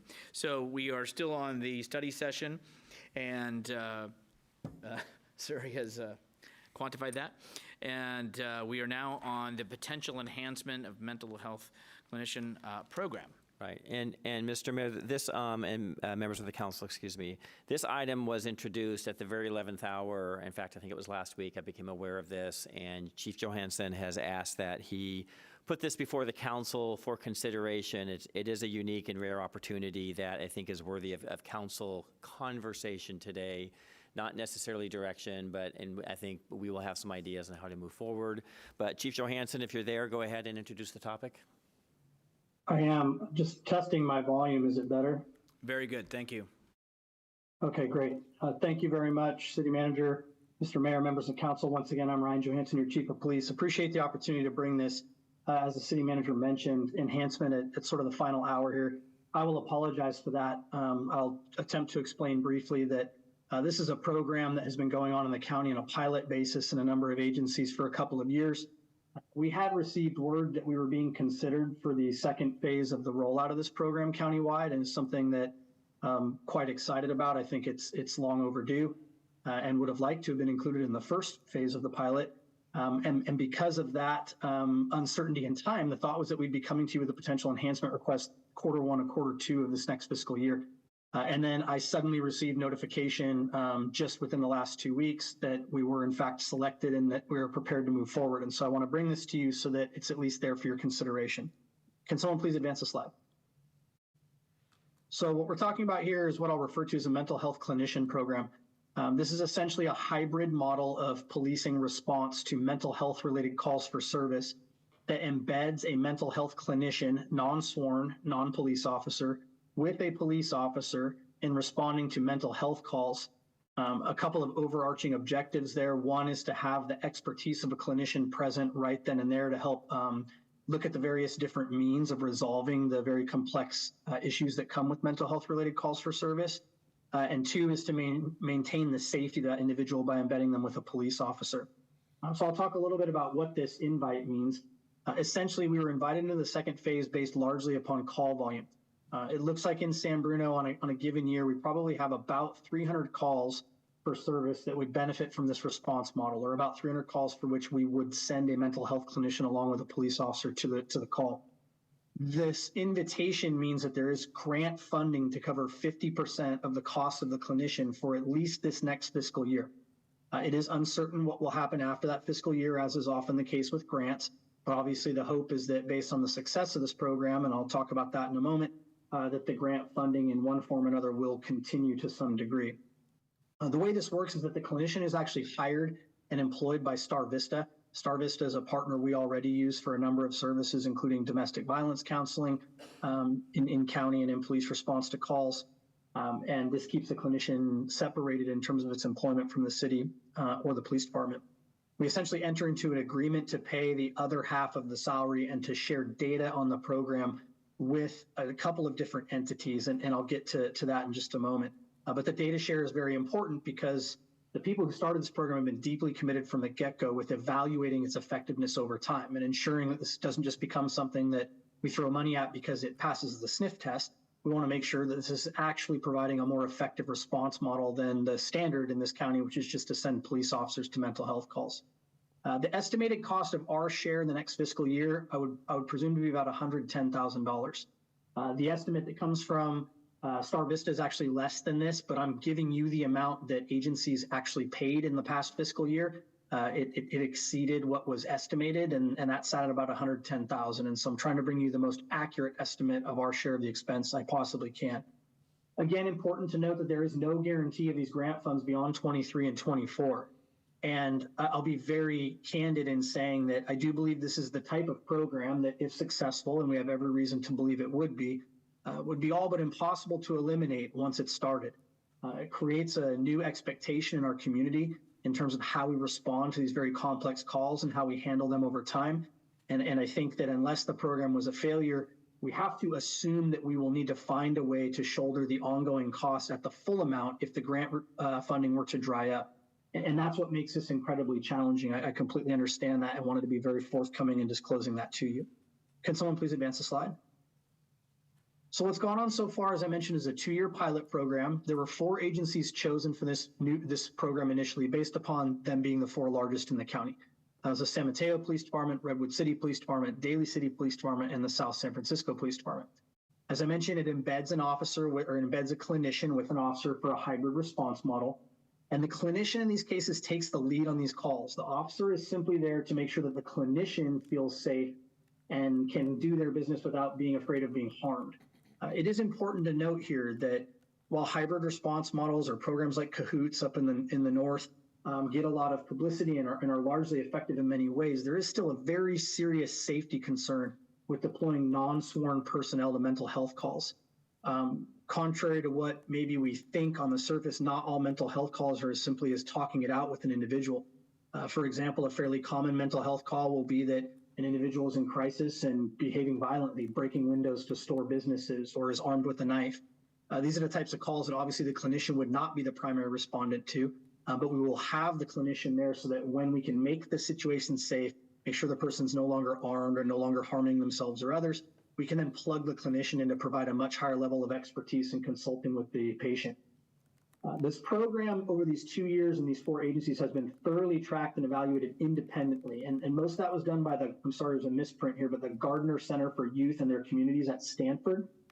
This group has been embedded from the get-go and is thoroughly tracking data both before and during the program to look at how things are different. And the results they're reporting are exceptional. I think the number one thing that's very different is that with mental health cases, there's critical follow-up and follow-through to be done after the initial response. And this is simply not within our resources or really our wheelhouse as sworn police officers. We can respond out to the immediate crisis or emergency, attempt to bring it down to a manageable level, and then essentially we bring the person to hospital psychiatric services and plug them in there and hope that the wheels turn and get them the help they need.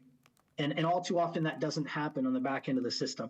We submit them for what's called a 72-hour evaluation in most cases, and in almost all of those cases, based upon volume and whether or not they're a real danger to themselves or others, they can be released very quickly. And then the families typically are left to deal with this issue all over again. And of course, reluctant to call the police over time because it just seems like this revolving door of taking them to the hospital and them coming back. The follow-up and the follow-through on the back end, liaising with organizations like the National Association for Mental Illness, making sure that they're working on balancing out medications, re-diagnosing people who have often multiple diagnoses. These are the things a clinician can and does do in this program that we simply cannot and do not do on a regular basis. And as a result, the long-term resolution of chronic calls is really what I see as the number one value in this program. You have chronic mental health call responses where it's the same person we're being dispatched to over and over and over again. And those are resolving with long-term resolutions under this program because of the follow-up and the follow-through, which I think is very important to pay attention to. Of course, you also see a reduction in uses of force because the clinicians are not likely, obviously, to use force at all. And they're much more trained than your average police officer at that clinician level and how to sort of de-escalate and bring things to a peaceful resolution. You also have a force multiplier here in that in many of these calls, what happens is there's a hybrid response, but as soon as the clinician feels as though the situation is safe for them and they're building a rapport and they're able to do their job, the police officer is often released from the call. And in follow-up cases, oftentimes the clinician will be doing follow-up without the police officer present. And so it frees up those officers to respond to emergency calls for service. And that's why I would label it a force multiplier. Additionally, the feedback from officers has been very good. And that I actually found a little bit surprising because while I am a huge advocate for this model and for always looking for the next most progressive way to handle these very difficult social problems that tend to fall on police departments, the reality is that we're pretty good at it in San Bruno. We have hundreds and hundreds of mental health related calls we respond to every year. The incidents in which we use force in those calls is absolutely minimal to non-existent. And we do spend a lot of time with families trying to balance things out and get long-term solutions. And so officers are a little bit protective of this narrative that it's inappropriate to have officers respond to mental health calls. A lot of what they do is mental health related. I think they pride themselves, I know we do, in doing a good job there. Nonetheless, the program has been really favored by the officers, including those embedded with the clinicians and those that are not, because of the force multiplication component and because of the more effective means of dealing with these chronic cases. And so, if someone could advance a slide, please. I'm not actually sure if there is another slide. Okay, here we go. So essentially what's happening is this 4-agency program is expanding countywide. And this is our opportunity to get in and to get financial help in starting the program out. If we choose not to participate, I want to be very forthcoming in saying that that will likely result in us being the only city in San Mateo County that is not utilizing this hybrid response program by the end of this next fiscal year. There will be a couple of exceptions with the very, very small agencies, but in those cases, they're essentially borrowing the asset from a neighboring agency that's much larger. And so we really, in my very humble opinion, need to attempt to jump at this. I think it's a difficult space to be in if this is in fact the new industry standard emerging, which it appears to be, and we simply pass on the opportunity, although I recognize that there's a fiscal impact there to be considered. Again, I will reiterate that I think we do a very good job with these calls already, but there's no question that adding the level of expertise that comes with a clinician and the level of focus that comes with a clinician will make us more effective and will keep this very difficult to serve segment of our community much safer. With that, I don't believe there is another slide, but there we go. I'm happy to answer any questions you may have before moving on to the next segment. Thank you, Chief, for bringing this forward, and thank you for the information. This is something I have a little bit of knowledge on in the sense that when we didn't get chosen or selected, whatever the term you want to use, I did say at one of my regional meetings that do help when we're at the table and we're discussing things. I talked to the county manager, and then a little later, the county manager came to me and said, would this be something that San Bruno would even consider and take serious? In my estimation, the answer was yes for me. I can't speak for the council, of course. But I do appreciate that we have this opportunity. I think this is something that I have talked to a couple of the agencies that already were listed on the sheet. They have had positive feedback and with results. And so, you know, I'll use somebody's word, you know, we can do anything, but we can't do everything. And so, as we have discussed tonight, we've talked about a dispatcher, Councilmember talked, what about a CSO? So it is about us, and another colleague who is saying, you know, we have to be mindful. We're already going into the reserves, and so how much is right? And again, we are not being asked to make a decision tonight, but we are being asked to maybe give some feedback and thought. But I can tell you that I think, as we've all been enlightened, mental health is real.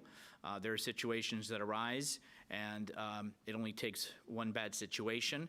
And I think, for me personally, I think this is also something that I like to have and see discussed further, and to see if this is something that is possible.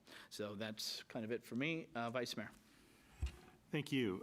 So I have some comments, but I have just one quick question first. First of all, thank you for bringing this to us, Chief. You had mentioned that that the estimate given was not didn't meet the actual. So then you're bringing what is closest in your estimation to being the actual number to us, which I very, very much appreciate. But then what that just raises a question for me. Does the grant pay for 50% of the actual, or just whatever their estimate was? That's a great question. My understanding is the grant will pay for 50% of the actual as it ends at the end of the year. Great, thank you. So now moving on to comments. This is I may not be familiar with the specifics of this specific program, but it sounds very, very similar to other programs that I'm very, very familiar with, just through my family experience. And this is an area that I think is absolutely worth investment. These are the types of programs that we can point to help make our communities better. I like the fact that there's so much data behind it, data collection and vetting and verifying that the processes are working. And this is an opportunity for us to get started with this program that, looking at the landscape and looking at our neighbors. This is something we're going to be doing in a few years, whether we decide to do it right now or not. So why not, get in on the ground floor? I do understand, and we will be obviously discussing how to fund it. But this is one of those things that I think that we need to get behind. So I'm in favor of pushing forward. Councilmember Salazar? Thank you. So either the mayor or the chief, there was a statement in the slide that said that if we don't move forward with it, we might be the only city that's not part of this. So does that mean that every city in the county is being considered for a grant? Did everybody get approved? Yes, but there are some anomalies in there. So for example, Foster City will be splitting a position with San Mateo. So San Mateo has one, they would like to add a second. They'll be doing that and then splitting the cost of the 50% with Foster City because the call volume in Foster City didn't necessarily justify having a full-time clinician there. Pacifica has not been chosen, but in my understanding is that they are choosing to move forward and pay the entire cost of a clinician themselves. And I think that basically wraps up the remaining anomalies. Oh, I'm sorry, East Palo Alto and Menlo Park will be sharing based on call volume as well. Okay. And what threshold is that they are using for dedicating a person? I actually don't know that there's a hard, fast number. There's an assessment of sharing data and trying to determine whether a share of a position makes sense. And as is usually the case with San Bruno, right, we sit in a weird space where we're smaller than the Redwood cities, the San Mateos, the South cities of our county, but we're much, much busier than agencies that fall in the next tier. And so it's often difficult for grants and programs to decide what to do with us. And I think that our call volume is notably higher than those of Foster City, Menlo Park, East Palo Alto when it comes to mental health and calls in general, but not quite as high as San Mateo. So you can see like San Mateo is justifying a second position because of their call volume. So wherever that threshold sat, there was some discussion early on of us splitting a position with Pacifica. Then when call volume was shared and geographic, we have limited shared geographic border, the decision was made not to do that and that San Bruno would qualify for its own position. Okay, great. And the grant funding, that's coming from San Mateo County or the state?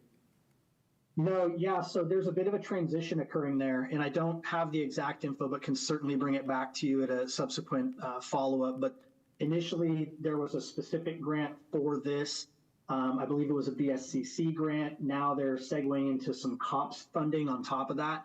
And so the county is managing those grant funds and dispersing them out to try and keep this program going, but it is not a county grant. Okay. All right, great. Yeah, and I think it's a great program as well, and I would definitely be in support of trying to find a way to fund it. And I'm wondering if it's going to be a countywide program and all of the cities are on board, that it seems appropriate that the county, through the health department, would want to fund this for everyone. I mean, I think that would be a reasonable request, from San Bruno to the county to pick up the tab for this, especially going forward and not knowing what the future of the grants would be. If we could secure that funding directly from the county health department, it seems like that would be appropriate. And it seems like, there's a lot of Measure K dollars out there. And when Measure K was approved, it was, this was the type of thing that we said we would do with those tax dollars.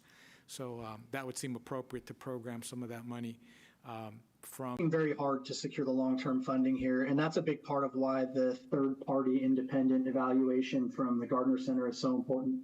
I think there's a lot of effort going on to make sure that we thoroughly document the effectiveness of the program, because if it's effective, then the grant funding resources emerge. Thank you, Chief. Councilmember Medina. Yes, I'm just going to repeat a couple of the comments already made. Basically, thank you for the report. I'm definitely in support of this. How do we reduce our costs? And I will agree with Councilman Salazar. Mental health is right in Department of Health in San Mateo County. And if they can find a way to assist us, that would be great. It seems like the right thing. I'm also interested in exploring sharing services. Millbrae is a smaller city like us. But my question is, so the clinician is at the police station, and then when we get the call, then they kind of buddy up and head on out. I just wanted to clarify, like, where the person is. Yeah, that's a very good question that I probably should have answered in my presentation. Yeah, they're embedded, and by that I do mean that they work at the police department. They'll have an office at the police department. They'll be partnered with specific officers who are trained to respond in concert with them, and they will work in collaboration at the PD. They really are employees of Star Vista in structure only. Got it. So thank you for that. If we could have staff, if staff could look into talking to other cities of how we can share resources on it, that'd be great, and with the county. Thank you. Well, I think what the council member says on the county, it's not for us. It's in a global, the county itself. So they wouldn't just do it for us. But I think also the chief already responded that we already looked at Pacifica and we didn't meet the call volume to share because we have the higher number. As far as Millbrae, they're under the sheriff's department, which is the county, so that may be a different situation as well. And the chief can know this, and again, these are great questions. It's coming back, so they took our notes, so thank you. Thank you for that. Just wanted to clarify, just because they asked specific, it didn't mean we can't ask others. So looking at all our neighboring cities and how we can work that out, that'd be appreciated. Thank you. But just to clarify, what the chief said was also it's geographics. So to say, well, we're going to be Hillsborough, it would be like they have to work somewhere and then the distance of travel. So that's part of the analysis that I've heard from the agencies when they were trying to do that. Yeah, maybe just a brief point of clarification on your point there, Mr. Mayor, that the reason for not sharing Pacifica wasn't that we didn't want to or that it wouldn't necessarily have worked. It's that our call volume appears to necessitate a full-time clinician. And sharing a clinician with another city would impact the value that it would have in San Bruno because they would not be able to respond to the full array of calls. But again, thank you, Chief, and thank you for being with us. I know you're working, so appreciate you being here. And can I ask City Clerk, do we have any folks Zoom-wise that had any comments or questions? Since we're at the end of our presentation. Thank you. So with that, thank you, colleagues, for also good question, good conversation. And now I'll turn it back over to the interim city manager for next steps. Thank you, Mr. Mayor. Next slide, please.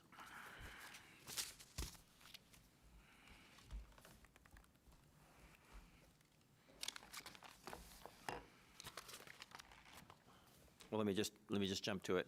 So next steps really is we are back. We have noticed the public hearing for June 27th for all the legislation that will enable the adoption of a budget. Two quick notes I just want to remind the council. One is I'm going to be I'm going to request that we on a quarterly basis report back to the council on the budget process moving forward. And while the first quarter tends to be the most unexciting because we don't have a lot of 3 months doesn't really give us a great gauge, I think it's a good discipline to get into. So you will start seeing that from us. Number two, we will be very closely monitoring and tracking the VLF legislation that is sitting with the governor. And again, it could be a game changer for us as far as if it's vetoed. Number three, when we come back next week, we're going to bring the budget as it was proposed. And what I'm going to ask the council members to do is if you can share with me directly amendments to the budget you would like us to raise the question for. And maybe all 5 of you say something, but again, I think I can take that in as an individual and bring the item back, not with the vote on it, but more knowing council wants to ask a question about a CSO, for example. And if that's something we want to see, we're going to give you the budget, and then piecemeal, we'll go through a vote on, say, 4 or 5 changes that may come up. That will get us through the process at the end and get us an adopted budget then. So I think that's the process that makes the most sense to me. Because otherwise, in the moment, we need to know as staff, what is this going to cost? We need to have a hard number to plug into the budget, so when you do the appropriation, you can do it accurately. And I would just add, can you hear me? Yes. I would just add that when you email the city manager, make sure you don't Correct. CC your council member colleagues. Thank you. Well, and never hurts to remind. I was asking colleagues as you had spoke, wasn't not paying attention, does that sound good? And so I've heard yeses, and then Councilmember Medina. Go ahead, please. No, it does sound, well, good. I will have a question, but I'll wait till we're all ready to go. All right, so that's what I was thinking, so I wanted to talk about it. But, so, we haven't talked about strategic initiatives and budgets and priority of those. And I thought we couldn't do that earlier on because we had to wait for budget. And so what it seems like right here, right now, if we don't budget any of it, I don't know how much of it is budgeted. Sure. Like, what are we going to do with our strategic initiatives? So in my budget letter to you, there's a paragraph that discusses the strategic initiatives as a kind of as a block. And we did fund a number of those strategic initiatives this year based upon the council's priority and whatnot. We can bring back to you for next week what those strategic initiatives were and what got funded. What I did say in my budget letter was we did not fund all of them. If council wants to make changes, next week would be the time to make those changes. Okay, with that, Assistant City Manager, can you please thank and acknowledge those that may be, well, first of all, thank you for all being here and appreciate you spending another night with us. And maybe we'll all see you back next Tuesday. But there may be a person or two that you'd like to acknowledge, or I'd appreciate if you would take this opportunity to acknowledge. Yes, thank you, because it takes a huge team to put this together. I'm actually going to embarrass them, make them stand up. We have two of our management analysts in the room tonight, Ms. Stephanie Coy and Ms. Anna Morales. Come on, stand up. These two members of our team, yeah. First of all, they're new to the city. They've been here less than a year. In fact, Stephanie, just a few months in finance and public works, respectively. And both of them have put together this entire book, and they worked weekends, they worked nights. They've both got young children and are early on in their careers, and kind of looked at me like, is this normal? I said, no, this is really not normal. You've just joined our team at a time when we're going through a transition, but we can't thank them enough for their hard work. And they are truly the future of the organization and of government, and I'm so excited when I see young people passionate about public service. And Stephanie is pursuing her master's of public administration, and Anna has her master's in social work. So both are just very passionate and truly stars. And then John Mercado, who's not with us tonight, is an accountant who was also the mastermind behind the CIP accounting. Just wanted to give him special recognition. And I just can't stress enough the excellent work. I went through the budget after it was published, page by page, and from where we started to where we ended up was dramatic improvement, and that's just what I love to see as a team that really responds and improves the final product. You don't see what ends up on the floor and what we mark up, but it truly was, an enormous amount of work. So excellent work. I thought it was important, and I want to convey on behalf of the council our appreciation. This is really what makes our city operate. And so if you ever for a moment, well, no, you're not going to have to do this in a month or two from now, so you'll have your weekends free. But if you think, oh, I'm just putting this together, it's significant. Without it, this wouldn't happen. So I want to thank you both very much and appreciate your service to this community. So thank you for being here. And with that, if there be nothing else, I want to go ahead and adjourn this meeting to the next regular city council meeting, which will be held on June 27th. Meeting adjourned, and thank you, team.